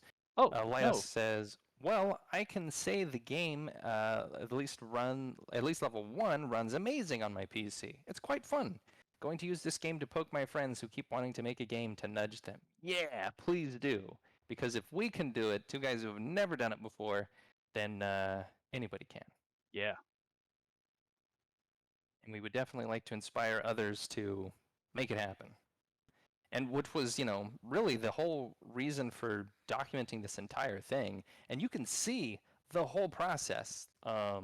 If you go all the way back to design session number 1, that is when we are first like at that time I was still in the tutorial land, and I could show Chris like, hey, here's this tutorial that I'm working on that I think that I'm doing this tutorial project to just learn how to use Unity, but I think we can take this and expand it into a full project. And then from there we started talking about like, oh cool, okay, so yeah, it's going to be a rail shooter type game, and maybe there's going to be like these robots that we can shoot, and then there are all these design sessions trying to figure that out. And then from there, you can watch us make this thing um, through the course of 50 design sessions. You don't have to, but the idea was we wanted to give people a window into the start to finish, uh, like an expose of like, here's what it takes. Here's what we encounter. Here's what we Mm-hmm. did on a twice a week basis in order to get this thing across the finish line. So there you go. Hopefully Yeah. that's helpful. All right. Gentleman Heavy is here. Hey, Gentleman Heavy. Hello. All right. Welcome. We're. I'm trying to figure out where did we left off. Last week was the 25th, right? So anything before. I think Hold we've on. seen, yeah, I think we saw the Breaking Bad stuff and the Hellboy stuff. Yeah, yeah, yeah. I think, I think Did we we got see that? all the Yeah, way we saw this to one. Yep. We saw the VR the, too, right? yeah, the Agent Goat did the VR spray paint thing. I think that Yeah, might have yeah, yeah, been yeah. as far back or as far Got it. forward as All right. we got. So this one So I right think here. anything after that, it should be new stuff. Nice, nice. Heavy says we looking at artwork. Yep, we're looking We at sure artwork are. right now. All right. So this is from June. June again. Nothing really new to say, but amazing job because I'm sorry, she is always doing some banging paintings, man, digital and traditional. So this Hell yeah. is looking amazing. Thank Yeah, you so love it. much, June. This is awesome. And yeah, she does one painting a day. It's pretty inspiring. God, I wish I could do that too. Yeah, this is Uh, from Disco Elysium. I never played that game, but I know it like made huge waves, and I'm glad we got Gentleman Heavy in the chat because in Discord he said, "Yo, Disco Elysium was such a good game." yeah. Um, Let us know in the chat briefly, Gentleman Heavy, why was that game so awesome, and should I play it? All right. Next thing that we're gonna take a look at, Next. and the what should we call it? June also did a painting of shoot, I forgot her name. Like a parakeet or something? Paige. Yeah, yeah, yeah. She drew a little birdie like a parakeet, or not drew. She painted, and Mhm. it's so good. And she actually mailed it to her, so she actually has the painting Wow. of the bird, and it's all in one place. I think that's so Love it. cool. Yeah, yeah. Seriously, good job, June. This is Yeah, great. awesome. And yeah, she's continually painting every single day. I believe this is digital. I love about these kind of paintings is they feel like, because one of the things that I love is like graphite pencil sketches that are real messy and sketchy Hmm. with lots of cross hatching and stuff, and this feels like the painting equivalent, Yeah. where it's like, there's a lot of roughness and texture to it that just Hmm. feels so interesting to me. I just love Yeah. it. Yeah. I love messy paintings that, from when you're looking really, really close, it looks like what is going on, but when you back away, it's like, oh wow, it looks great, from afar. Totally. Yeah. Yeah, it's great. Oh, we got JB Honey, and she's Nice. continuing drawing some characters with the African motif. And I think these would be great for VTubing. Mm-hmm. Yeah. Totally. JB, if you ever watch this, I'm curious if you're ever going to do VTubing because your character is definitely has a way of, it's kind of perfect. A lot of VTubers uses models that kind of has this kind of look and feel. So something to look into, JB. There you Yeah, go. yeah, thank you so much. Yeah. And I we love it. got our first review, let's see, from Richard. Oh yeah. I don't think you guys may or may not be able to hear this. What do you think, Tom? Let's see here.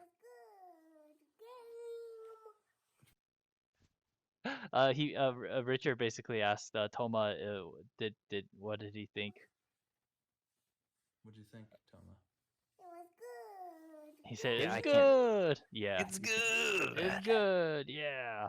Thank you so much, Richard, aka Totoro, and thank you, Toma, if you're ever watching this in the Yeah. future. Thank you for your awesome review. Wow. Thanks for being here with us for the whole journey and for playing the game, guys. We really Yeah. appreciate it. Yeah, seriously. Heavy says it's kind of hard to nail down what makes DE an awesome game. Really, everything about it I loved, from art to story to music. The devs didn't skimp on anything. I would Wow. 100% recommend the game to anyone. Nice. Cool. I'll, I think I already have it on my Steam wish list, but I'll make sure. Thanks, man. Yeah, thank you, Heavy. How are you doing? How are you doing? Hopefully you had a. Oh, today is Sunday, so I hope you're not working. But Yeah, you today's are going. Yeah, he's probably gonna have to wake up in a few hours to go to work. He wakes up very very early to get to work. And we have another one by June. Yet another awesome painting. Oh, cool. Who is that? Uh, Did you say? it's Oh, also it's from another Disco Disco. Elysium. I got it. Okay. Yeah. And Gentleman Heavy also says, give me a minute. I'll upload some photos of my latest model. Yes, please. Sweet. Very cool. Ooh, and uh, Coley Butt. Holy butt. Nice. I haven't Or, seen her in a long time, but I'm glad yeah. she's still like doing art. Currently her boyfriend is visiting her in Texas, Ah, and so okay. they're like, spending a lot of time together, so that's why Sure. she's probably not streaming That's great. as much. But I'm glad to see that she's actually, still drawing. That's great. Speaking of Scream, this is, these are like, that was like the cute cat version of the Scream bad guy. Yeah. I love it. That's so cool. Like the cute cat Jason. So this is a new person. I don't know who this is. Uh Uh, Lekun Leguin? Lekunin? Lekun? Leguin. I don't know how to say that. Uh, I didn't see Oh, this, these are cool. before we went on the stream, but these are amazing. He's Yeah, actually they're awesome. he or she is doing full environment paintings with characters. Yeah. This is not Yeah, this easy at looks, all. yeah, and the sort of like quality of rendering is professional grade. Like this is ready to be given to a client, as far as I Hmm. could tell. I love the Wow. expression in that character too. Look Yeah, at the this looks great. detail. Look at the detail, man. Yeah, holy smokes. Yeah, I didn't even notice that Oh, hey, background. King. King says, Yay! Leak, a friend I invited. Ah, that's awesome, man. Sweet. Thanks for going. Yeah, thanks for bringing them in. Yeah, This is these are awesome. great. Yeah, if you talk to your friend Leek, he or she is really really good. Is Aleek a guy or girl? Let me know. So I want to make sure I get him or her correct. But yeah, this is great. Very beautiful environment paintings. Yeah, Makes me want to paint environments again. I know. Oh, oh, look Yeah, at that. especially these next two. I'm like, oh wow, these are rad. Mm-hmm. I don't know, like, I know it takes way more time to do the like the very clean rendering Mm-hmm. paintings, Mm-hmm. but I just love the ones that are like this, where there's like, things are real, Yeah. like an entire object is just like one stroke of Mm-hmm. like Mm-hmm. this, Mm-hmm. specific color. Yeah. Um, It's more energetic. It's definitely a lot more mhm, energetic because when you start tightening stuff up, it loses its energy. mm, Unfortunately, yeah, that's what happens to a lot of my pieces when I'm doing environments. I have that OCD-ness, like, oh, I gotta get that just and clean, you make just that keep edge really reworking it clean. and reworking it and Exactly. reworking it until Yep. eventually it's like, oh, this thing has lost a lot of the Yeah. the like the idiosyncrasy that it had. Where it had like a lot of character and personality, and now it's like it's exactly what I wanted it to be, but it kind of lost that. Yeah, exactly. It's it's And it's those what clouds my are spectacular. it's what my teacher always says, know when to stop, because if Mhm. you overwork something, you kind of kill it. Yeah. And you got to be mature enough to know when to stop making brush strokes and Yep. instead just say, "Oh, it's good. It's done." But yeah, That's me for sure. this is definitely really, really good. Yeah. Yes, the lighting is excellent. Like especially the sort of like volumetric lighting in the clouds. Like Hmm. that's hard to do, and this looks real nice. Yeah. Yeah, Cool. this stuff, Good work. really, really, really good stuff. If King, if you ever talk to Leak, please invite him or her in the show, and I would love to, pick pick their brain of how and why Leak is interested in, creating these kind of environments. Notice I'm trying to be be respectful because I don't know if it's a he or she. I'm just saying, it's Leak. Yeah, yeah, yeah, yeah. King says, "Oh, they are a client. They are the client. They credit the artist in their initial post, but they are images for their graphic novels and comics. They then works until Oh, I can remember the exact pronouns." Oh, okay, nice. cool. Okay, so these are from different artists, but Oh, this is art that they've had like commissioned, I guess. Neat. interesting, interesting. Yeah, these are great. I think this one is this one and this one because they remind me of the painterly environments. Mm-hmm. Yeah, that I usually love. These are cool. These belong in like a Disney storyboarding that I've Mm-hmm. seen before. Hey, Leakin! Oh, it's actually in the chat. The artists are There you listed in the go. Discord post. Oh, very cool. Welcome. And yeah, thanks for sharing. Yeah, these are great. I love this one too. Look at all the. I wish I could zoom in on. Oh, you guys could see it. But yeah, it's look at all the little fine detail on there. That's really, really nice. And especially trying to integrate people into the environment and have them actually interact with stuff Mm, inside. That's not easy to mm, do. It's not easy mm-hmm. at all. So I have nothing but respect for the artist. Very cool. Thank you so much. This is great. Ooh, cool. Next, oh, holy cow! This is That's wow. awesome, man. Fuck heavy. Uh, Yeah, that looks badass. whoa. This is really good. Is this what we call a diorama? Like it actually creates a environment for the model?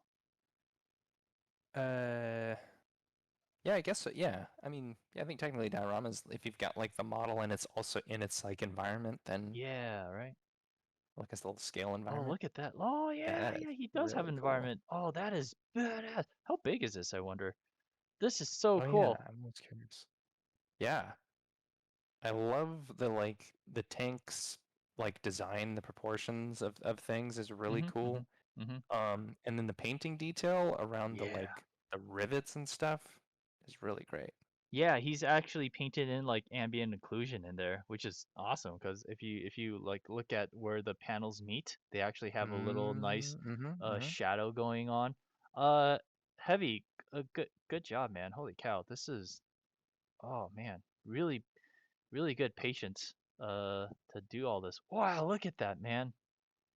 Yeah, that is super rad. Heavy Gentleman says Heavy says, oh, go ahead. kinda sorry. Kinda it's just a felt mat with some buildings. Wow. Uh Because it looks like a city street with debris and stuff. Yeah, what kind of mat is that? Holy cow, that's really good. Wow, look at that Oh detail. man. Man, Yeah, heavy. that's impressive because those pipes look like they're rusted and they've got a little bit of exhaust, grime buildup. Yeah. This is this is awesome, dude. Uh, Phenomenal work. I think he's gotten better. and better. Like all the stuff that he showed before, I think this is my favorite by far, Yeah. man. I I mean, mean, even all this. there's even detail of like a little bit of like rust drips from some of the rivets in that back panel. Like if you look in the top or the Oh top yeah, this one middle-ish, right here. yeah, right there. Yeah. Man, Uh, bravo, sir. yeah, you should be a professional painter for these things, man. This is like legit. I mean, this is something that I would find at Comic-Con, and people would be displaying this, in one of those like Yeah, clear cases. exactly. This is awesome, man. And look at this. What is it? The barrels. I mean, it's Hmm. it's blackened in the front because, when you fire, like this is probably like a flamethrower, and so you'll have like flame, charring in the front. I love that detail. Yeah, this is spectacular. Yeah, Heavy, good job, man. We love it. Wow. Wow, I could stare at this all day. Oh, look at that. Man, that is badass. Oh, so good. Thank you. Thank you, Heavy, for posting this. Oh, man. This is good. You guys, thank you so much for sharing all your work. It motivates me as an artist to, not only paint, but, look at other people's, amazing work. Not just painting digitally, but painting in real life, painting on models. That's like not easy at all. You guys are amazing. All these are amazing too, man. All these characters and everything. And also June. So yeah, thank you so much, June. Thank you. JB, June, uh, Lekun. Yeah, you guys are awesome. Yeah, Thank you so much for sharing. how do we pronounce your name? Leek, Lakuin? Oh, like, if you Lekun. could give us some phonetic clues, um, because we're more than likely mispronouncing it. We got Yeah, Lidos correct tonight. Uh, yeah. we would like to get yours correct as well, if you Mm-hmm. don't mind, or Yeah, if you don't mind us picking butchering. how, yeah, and butchering it. Gentleman Heavy also says, and the fine detail you mentioned in the crevasses, or crevices, that's just a technical pain called Nuln oil. It spreads into the nooks and cracks. People call it liquid talent in a bottle. Oh, I think he's Ooh. talking about the ambient occlusion thing you were mentioning. Ah, ah, ah, ah. It looks really good, man. Yeah, You should do this as a side job, man. Uh, yeah, you I'm know, sure people would commission you for, yeah. to make models for them because these, like this quality is, Chris already said it, it's professional grade, man. This is really Yeah, good. it's really, really good. Heavy, you know how I feel about your work. Feel free to, please send us more. Keep us posted on this. This is great. Love it. Oh, And excuse me. then looks like Qn is more how the ladder works, but just Lek works. Okay, that's easy for us. Lek. Okay, Lek is good. Cool. But yeah, thank you guys so much. This is awesome. Please post, and next Sunday we will take a look at your amazing work. Okay. Ah, very, very cool. All right, sweet. Uh, let me let me stop stream this right there, and then go back to this thing right here. All right. King Cass says, one more day for Overwatch. Are you two ready for the one last tour of duty? Yeah, we were actually talking about that earlier, King. It's a sad day for Michael because Michael loves Overwatch 1. He's not really excited about 2. I mean, Michael can go ahead, Michael. You could explain it better than me. Well, yeah. So Overwatch 1 is was a really special game for me. It meant a lot to me. I had not had that kind of an experience with the video game since probably the very first Halo game came out in like 2001. So like 15, 16, 17 years or whatever, because Overwatch was, I think, 2016, 2017, something like that. But I didn't discover Overwatch until like late 2017, early 2018. And I just loved it so much. I thought everything about it was so good. And I also really liked the way they interacted with their community. And I became really attached to the developer updates with Jeff Kaplan, Papa Jeff, as we like to call him. And to give you like some idea of like how emotionally invested I have been in that property, when Jeff left, I cried. Like I got really upset that like, oh my God, Jeff Kaplan, the face of the Overwatch team, like our connection to the team there, this person who's like this fabled icon in our community is no longer part of that project anymore. Is no longer part of that team. That was heartbreaking for me. And yeah, so I'm really I've had a real strong attachment to Overwatch 1, and it's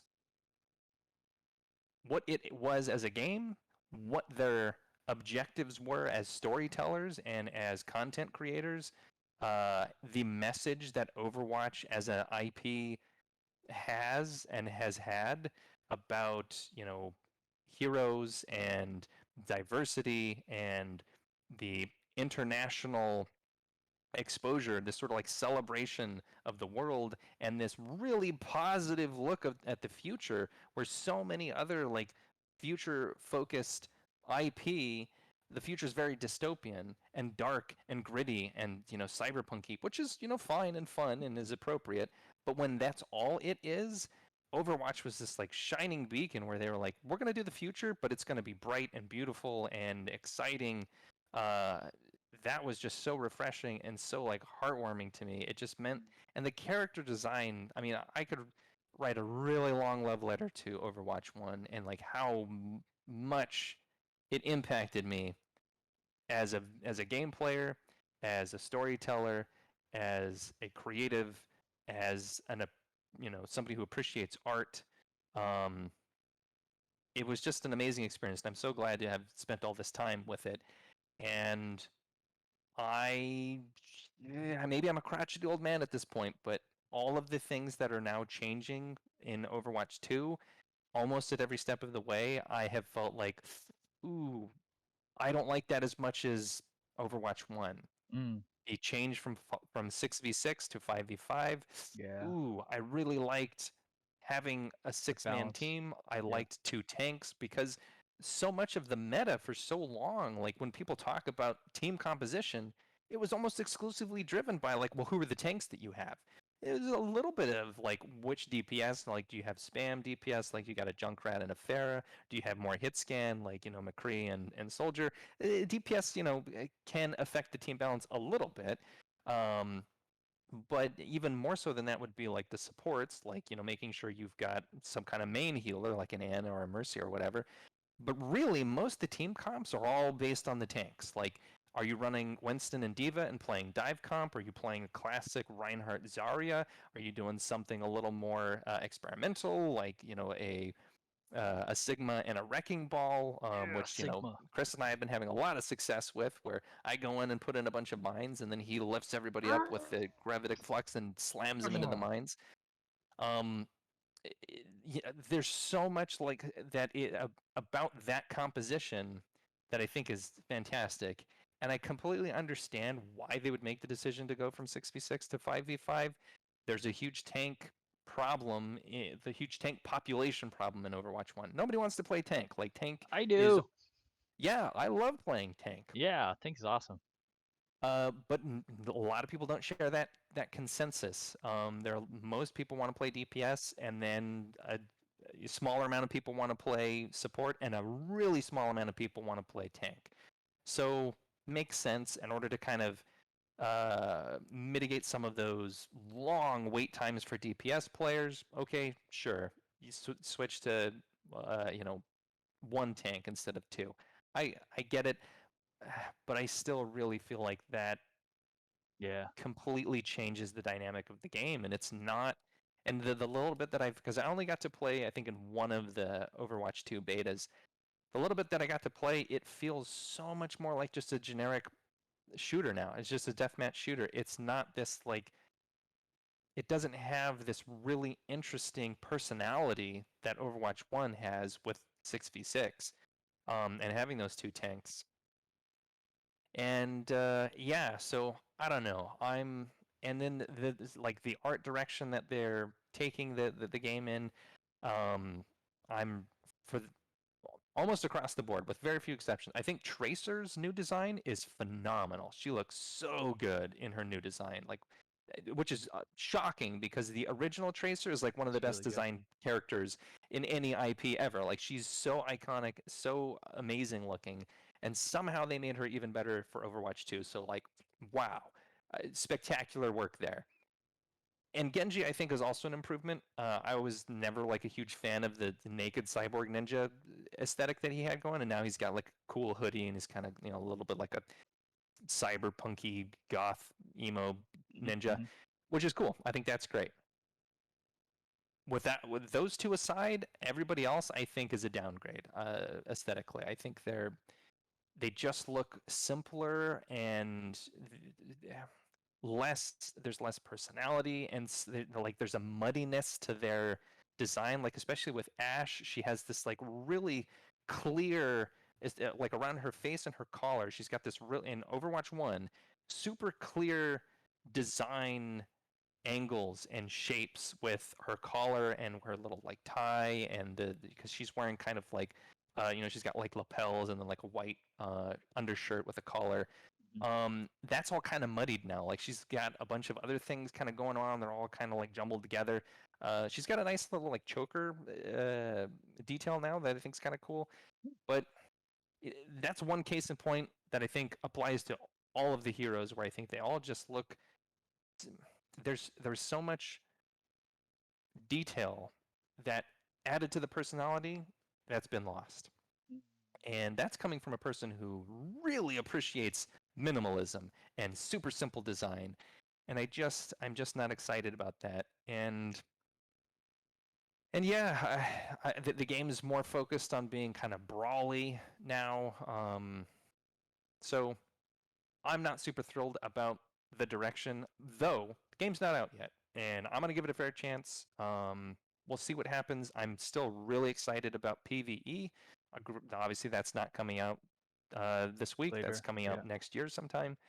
Because I love the PvE in Overwatch. The Archives has always been my favorite seasonal event. So yeah, I don't know. Long rant there about Overwatch, but it's been fun. It's been great. It's been one of my favorite gaming experiences of all time. I really wish Overwatch 1 wasn't going away. I wish they would just put it into maintenance mode and say like, "Hey, folks, we're not going to continue to develop Overwatch 1, but we know that there's a community of people who really love and appreciate it, you know, of which I'm one.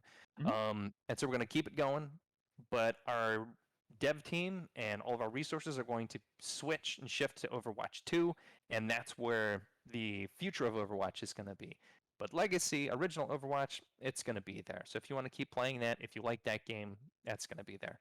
I wish that was the case. I understand, again, why they're not doing that. They don't want to fracture the player base. You want to have everybody concentrated in the same place. And, you know, for server purposes and all kinds of reasons for that, it's the smarter business decision to shut down Overwatch 1 and switch over to Overwatch 2. But yeah, I don't know. It's just hard to say goodbye to some things like that that have been so meaningful to you, you know? Right. And yeah, that's what I got to say about Overwatch. King says, I understand. It feels like the magic may have left with the magician. Talking about that Jeff Papa. Kaplan leaving. Yeah, yeah. King also says, imagine having your crew of 6 friends decide who won't make it for the Yeah, I know. 5-man team. I don't like the I don't like the 5-man team now. I loved tanks. Yeah, I love one of the reasons why I play tanks is because you don't have to worry about queuing for such a freaking long time, and that's why I play tanks initially, is because I was like, I want to play Tracer, I want to play, Reaper, but it takes like 10 minutes to get into a game. I was like, screw that. I'm gonna play Diva, and it's the cute Asian girl in the mech tank. I love mechs, and then that's who I played as my main character. And so yeah, it's because of the stupid wait time. King says every game has that same problem. DPS will always be the most popular because everyone loves damage, but tanks and healers are on MMOs a breeze through queues. Absolutely. There you go, right? King says they really could have given Overwatch at least 2 more years. Yeah. And Lidos says, I feel so confused. Never played Overwatch. Well, don't worry. The Overwatch 2 is coming out. It's free to play, so give it a shot and see if you actually like to play. What's this kind of game called? The PvP, just like shooters. Yep. And yeah, PvP first-person shooter. It's a yeah, first-person hero shooter. yeah. For me, it's a lot of fun. You basically go around, I don't want to say like kill people, but you're trying to defeat your enemies and capture points and just get to the main objective and win. And it's a lot of fun. Yeah, for me, it's great. I don't have to invest a lot of time in it. It's like when I wake up, I play 1 game, 2 game, 3 games, and then stop, and then I do my work. And then if I need a break, jump in a game, shoot a bunch of characters, and then I'm done. All right, done, right? And then I can play with Michael, and it's like, oh, Michael's on, and then we start playing together as a team, and then once we're tired, we stop playing. So I think it's a really good game for me, is because I could just go in and play it, because I am not a gamer.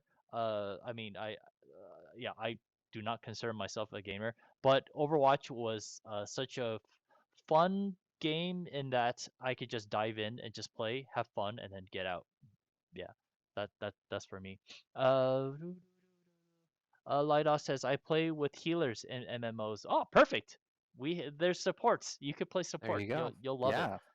Yeah. Well, Lido says PvP and me don't mesh. There you go. Well, you you Hmm. you may not Well, like Overwatch 2 then. Uh, PvE is coming in 2023 to Overwatch. So if you mm, wait until then, maybe you could check it out and see if you like it. yeah, yeah. But yeah, for me, I am. I mean, like I told Michael, like as long as it's free in that I could still have the 5v5. I mean, I will miss 6v6 because I love having as many tanks as possible. Because I don't want to be the only tank on the team. It's just too much pressure. If I'm not there, Michael could take over. If Michael's not there, I could take over as tank. But now it's like 5 versus 5. It's a little bit harder to balance, in my opinion. But we'll see, we'll see. But as long as it's free, I'm always down to just play and see how it is. Very excited. I'm still currently downloading at a very very low bit rate.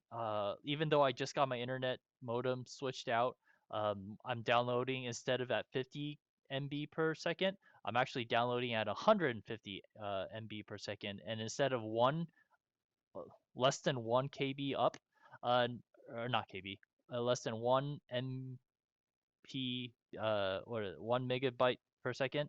Now it's 4. It's not great, but it's 4 times the speed now, so that's good. Uh, Yeah. my gosh, my internet here in Vegas is so slow. Vegas, of all places, should be fast. Vegas is a developed city, so what the hell is going on? T-Mobile, if you're listening, please hurry up and come and get your internet shit all wired up, because we need another competitor. Like having Cox and Spectrum here, it's they have like monopoly in this internet, and it's horrible, absolutely horrible. So T-Mobile, get your shit together and hurry up, and so I could get take my money, T-Mobile. I want to hurry up and use someone else's internet. But anyways, so that's my little bit of internet woes this past few days. My internet went down. I couldn't do anything. Felt like an Neanderthal, like a caveman. Couldn't get Yeah. any work done. So now I have internet back. I could stream again, and yeah, yeah. Michael, do you have anything you want to talk about before we end stream for tonight? Um, Sure, I'm a little pooped, so I'm not going to get super into detail, but since I teased it earlier, I'll just finish my thought here, and that was about AI, like AI art. That's right. That's right. Um, so I'm still excited about where it's going to go, but I think it's still, and I'm really curious to see what you end up doing with it, because having it in the hands of a professional artist, I think you're going to be able to do some really cool stuff. But for me, as not a professional artist, as somebody who's just an art enthusiast with basic rudimentary art skills, um, it's not at the point where it can actually replace an artist for me. Based on what I've played with. And now, granted, I'm going to try a couple of the other ones, but I've done Stable Diffusion locally on my computer, and I've done DALL-E in their web app, which basically runs in the cloud, which is way faster than doing it on my computer. On my computer, I'm running on like an M1 MacBook Pro, and each image takes, depending on how many steps I ask it to do, it takes a couple of minutes. Like the fastest is probably like a minute, and the slowest is probably like 4 or 5 minutes, which isn't too bad. Especially if I queue up like, give me 12 of these, and then I'll go take a nap or something, and then when I wake up, it's all done. But DALL-E on the web is like I can get 4 images in like 30 seconds, Wow. something like that. Yeah. Oh.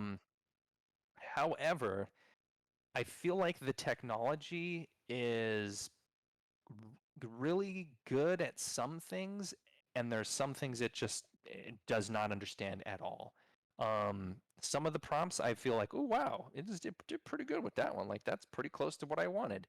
And some of them, it's like not even close. For example, I asked it to give me it was something crazy like an anthropomorphic cactus wearing a bomber jacket and sunglasses dancing in Osaka Station in anime manga style. Yeah.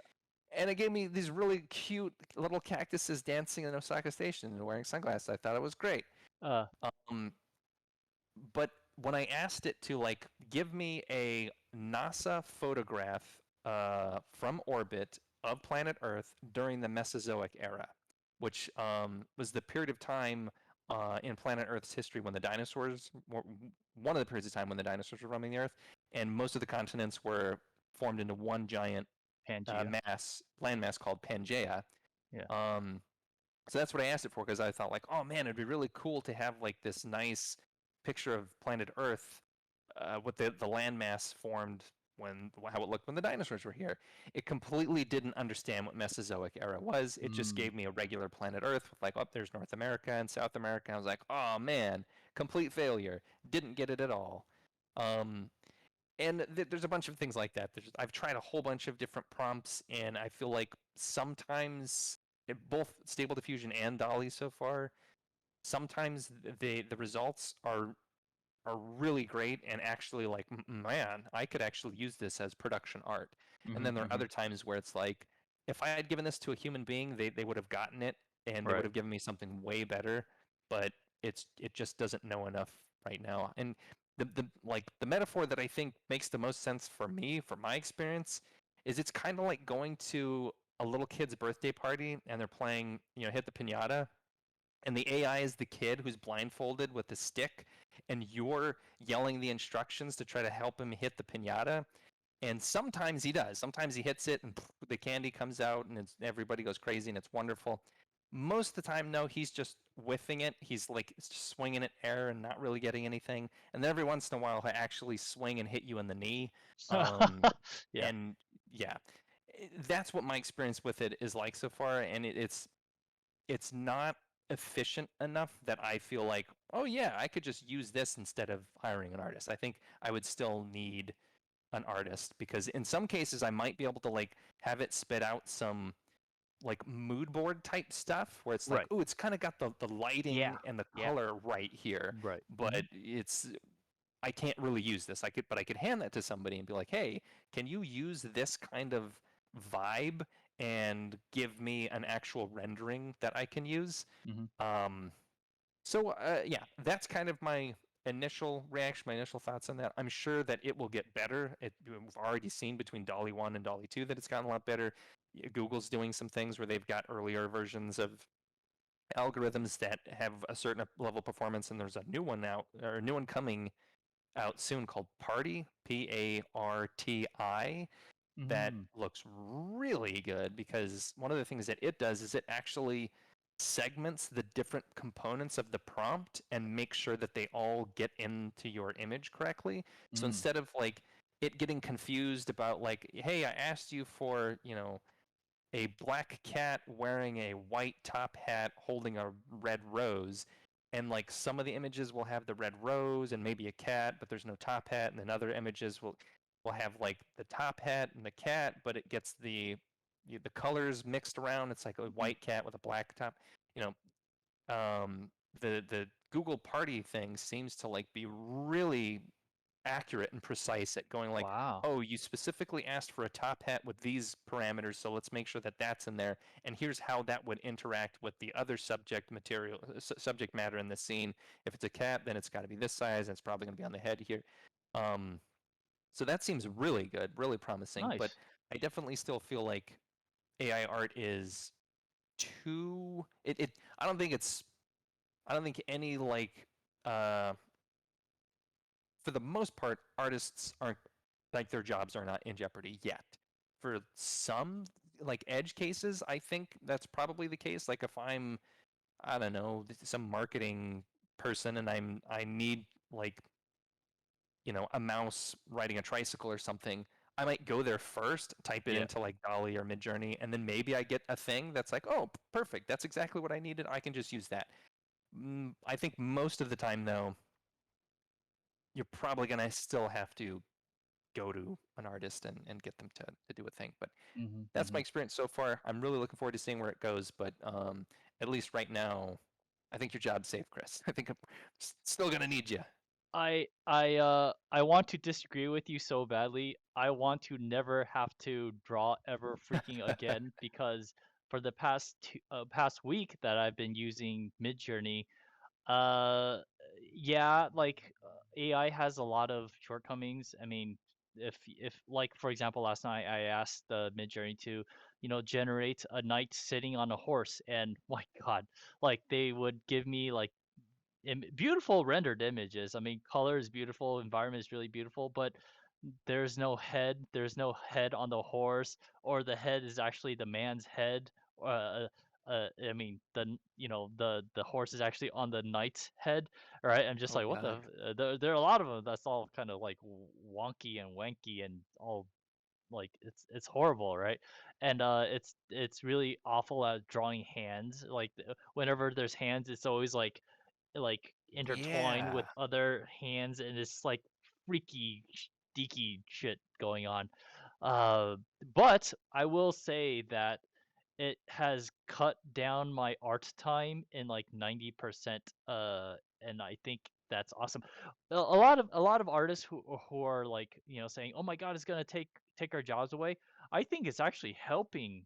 It's going to help Yeah. artists. It's going to help everyone who is an artist to get further ahead on their work so that they don't have to do the hard stuff. They could just have a nice composition, color template, of like just stuff ready to go, and then you could just take whatever works and then combine it together, composite it together, and make it work. Because FYI, just what I'm doing, in order to counteract that headless horse or that horse's head on the knight, I could say, oh, okay, I have 6 different rendered images, and be like, all right, what do I like this? I like a little bit of that. I like a little bit of this, and I just pick and choose and put and then mash it all together and be like, this is exactly what I want, and then I could just start painting over it instead of having to paint everything from my head.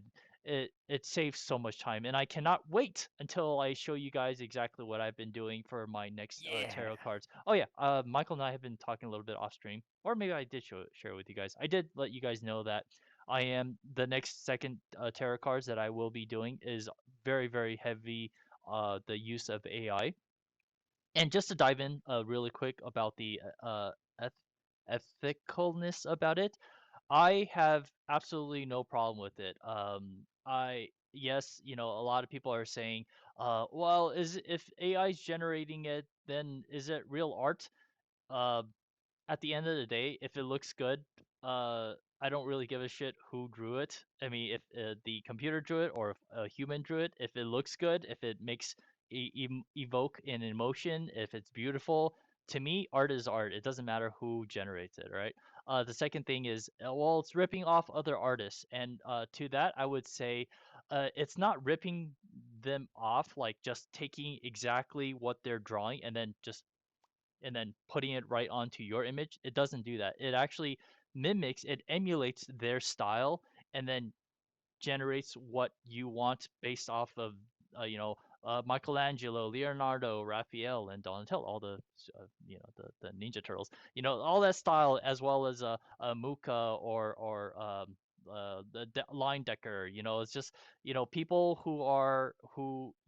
artists. Here's the thing, all artists copy other artists. There are no artist that doesn't do that.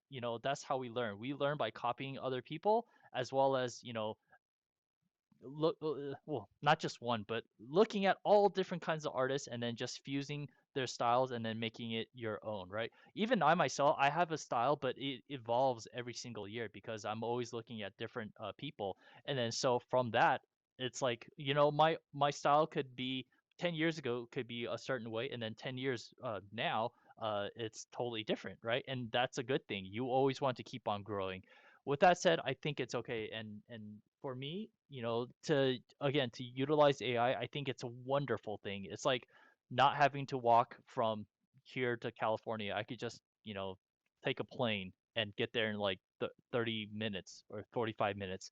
It's absolutely incredible. I think, like you said, Michael, the genie's out of the bottle. I don't think we're going back anytime soon, and I think it's a wonderful, wonderful thing because it allows people like you, Michael, who haven't spent years, drawing, to create an image based on your ideas, your thoughts, and then you don't need to hire me. You could just go to this program and type in exactly what you want.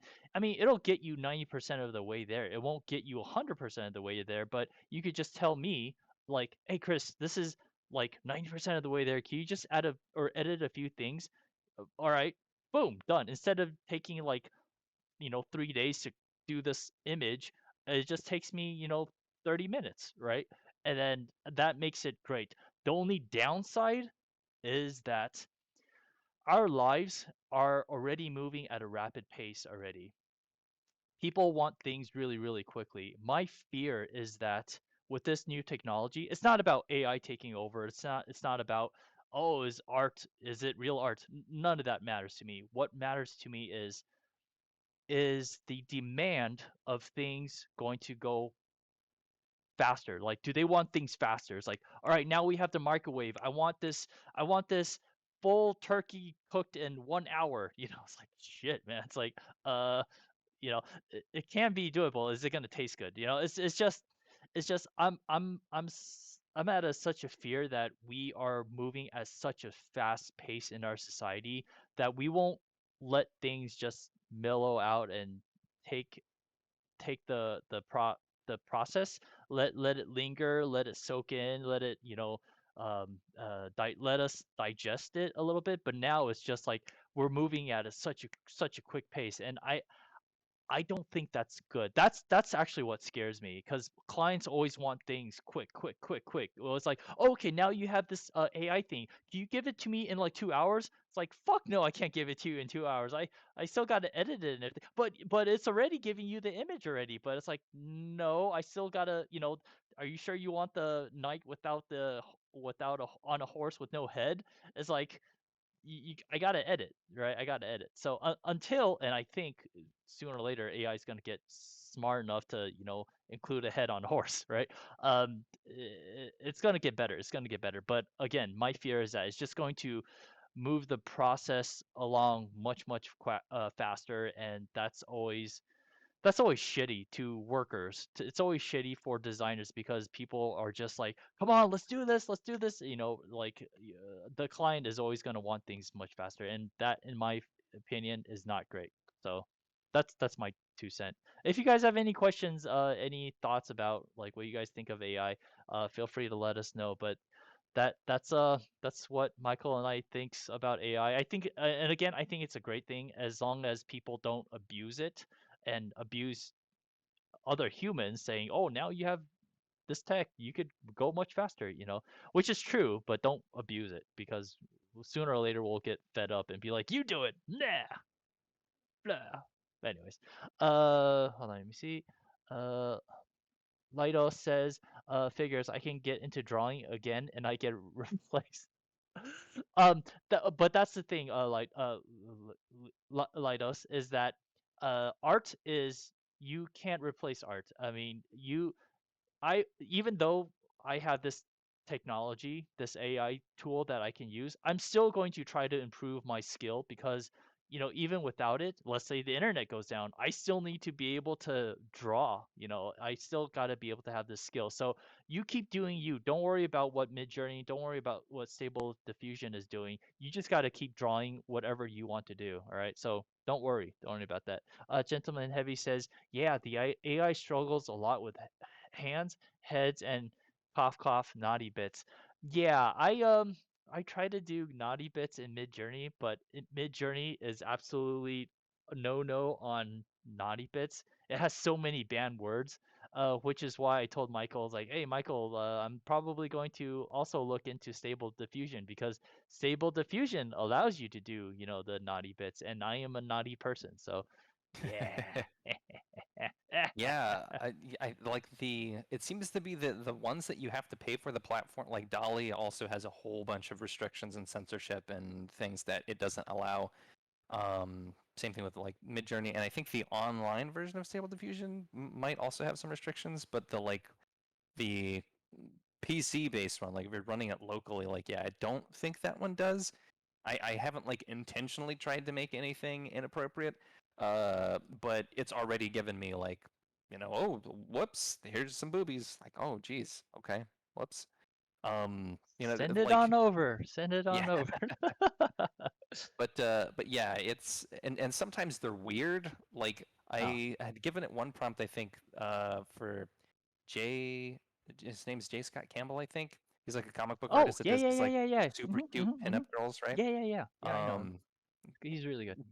Yeah, and it gave me back a couple that were like real weird. One of the girls had the like Total Recall thing going on where she had like three boobs Oh instead of God. just two.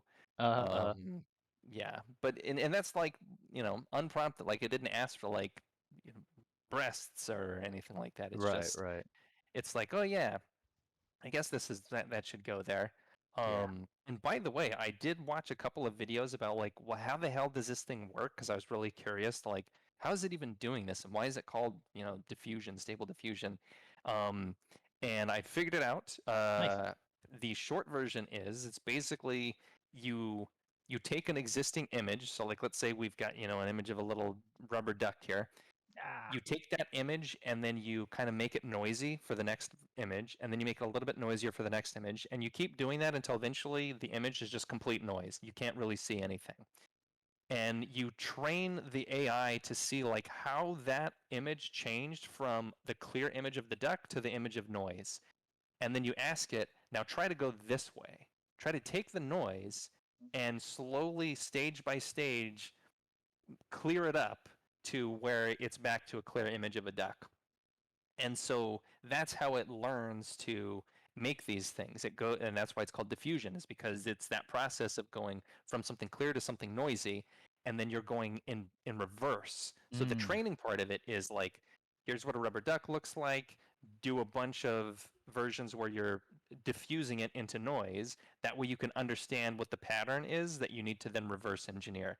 So then you seed it with like, here's just some random noise, and then it starts backing that up and guessing like, okay, well, given the prompts, I know I'm doing a rubber duck, and Mhm. so Mhm. that's probably the shape right there where like that's where the beak is, and the beak's probably going to be orange because in all the ones that I did, they were all orange right there. So each step, it's like making it a little bit clearer, and that's why when you have the same prompt, you get different stuff, is because that initial seed, the noise profile that it starts with is just Oh. random, and Oh, so interesting. that's why when it backs up, it's like guessing. Like, I guess Right. this is what the, if I know that this noise is a rubber duck, this is what I think it would look like if that image was clearer, if it was clear all the way to being a resolved image.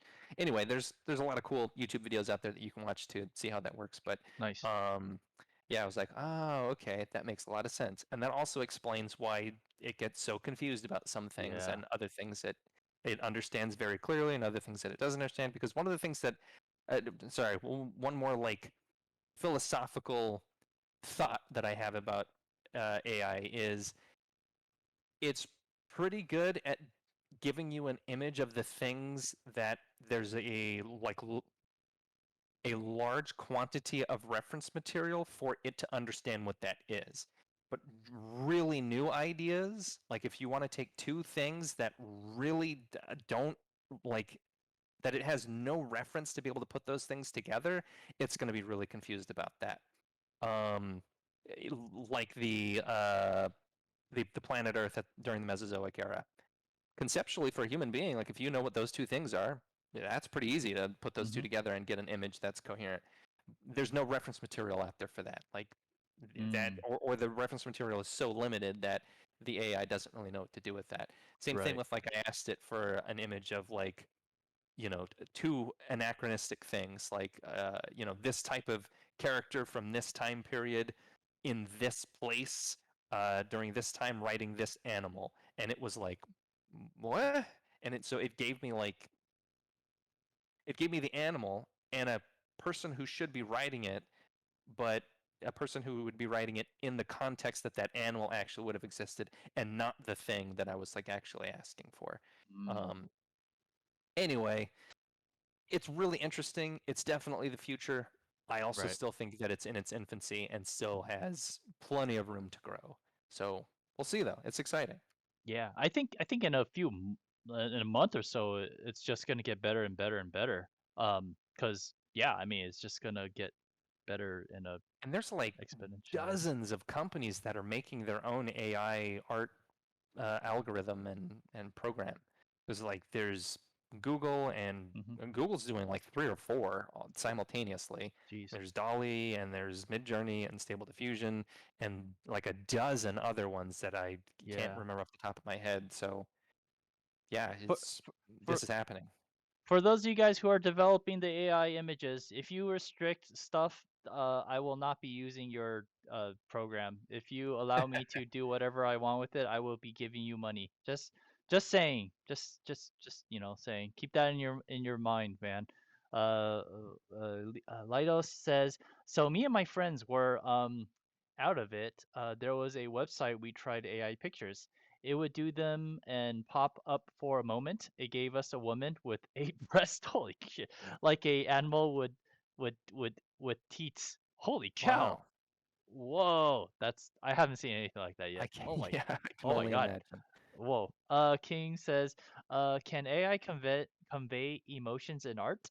I can't illustrate. It can't illustrate your own trauma or fears into the image. Like if you had a bad childhood.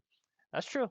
That's true. Not yet. Not yet. I was gonna say that. Not yet, cause yeah. Just give it a few months slash maybe a year or so, then yeah, I would not be surprised if it actually could do stuff like that.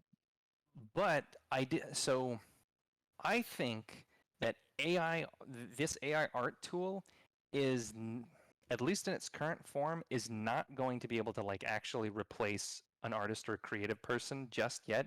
You're still going to need the human being to be the agent that provides the instruction and the direction that gets the result that can convey that emotional response, because the AI could potentially just like throw some random stuff together and be like, oh, here's a thing that actually can create an emotional response in a person. But if you want to do something like what King's talking about, where you're like, I want to capture this type of emotion with these particular artifacts from my history that have meaning, you're going to need to be able to instruct the AI to do that. And I think it will get there, and it will become a tool in the same way like Photoshop or like a Word document is a tool where like you just show up and you interface with the tool, and then it generates the thing, the output for you. The thing that makes AI art really special is it provides so much more horsepower than you would get by using Photoshop, because you can do amazing things with Photoshop, but you also have to be an amazing artist. You have to understand lighting and rendering and perspective and this huge laundry list of things that you need to spend years honing to be able to create from your mind rendered images. And Photoshop can help you do that in a really powerful way that traditional media can't as efficiently. You certainly could do almost everything that you can do digitally, you can do in the real world, but it's just takes more much expensive. longer. Exactly. Yep. AI is going to take that to the next level, where you're still going to have to a certain degree those kind of fundamental understandings of art and art,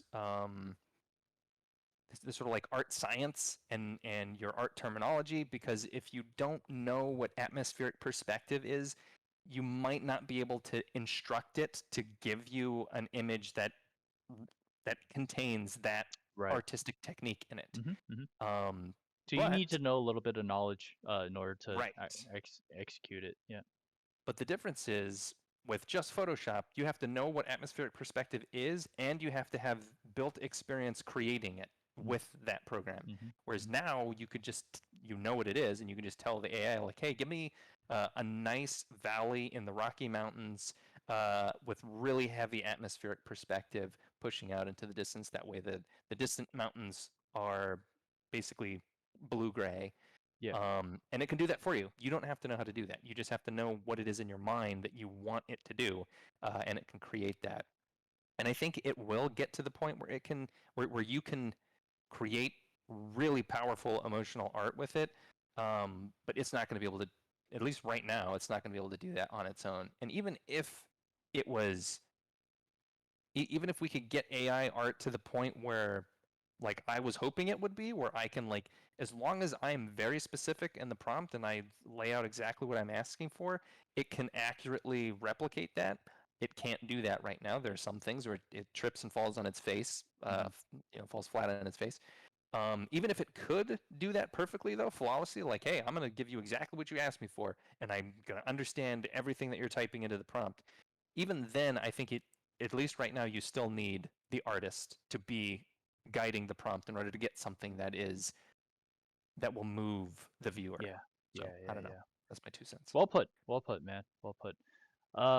So yeah, we'll see where this AI thing is going to go in the future, and I'm definitely going to be utilizing it a lot more because I want to play games. I want to watch movies. I don't want to sit in front of a stupid tablet and draw all day. If I could get my work done in 90%, without having to do all the hard stuff, let it be. Just let the computer do the hard stuff. So I'm very thankful that we live in a day and age where we have this technology, and I'm hoping to do great things with it.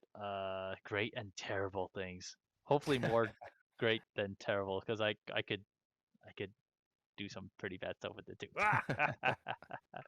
But anyways, yeah. So thank you guys so much for being here tonight.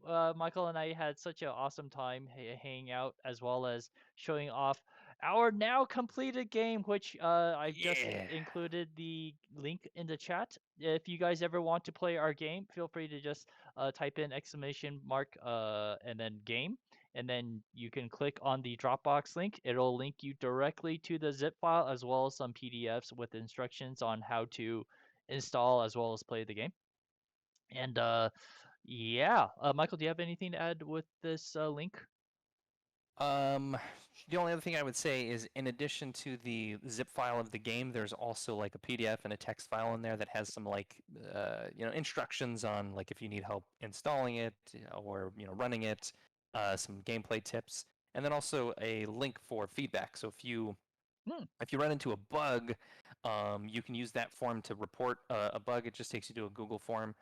But you also, if you play through the game and you just want to say like, hey, this level is great, or this thing is this part of the game sucks, or whatever.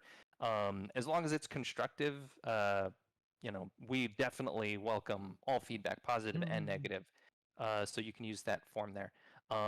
Otherwise, yeah. I guess one last thing.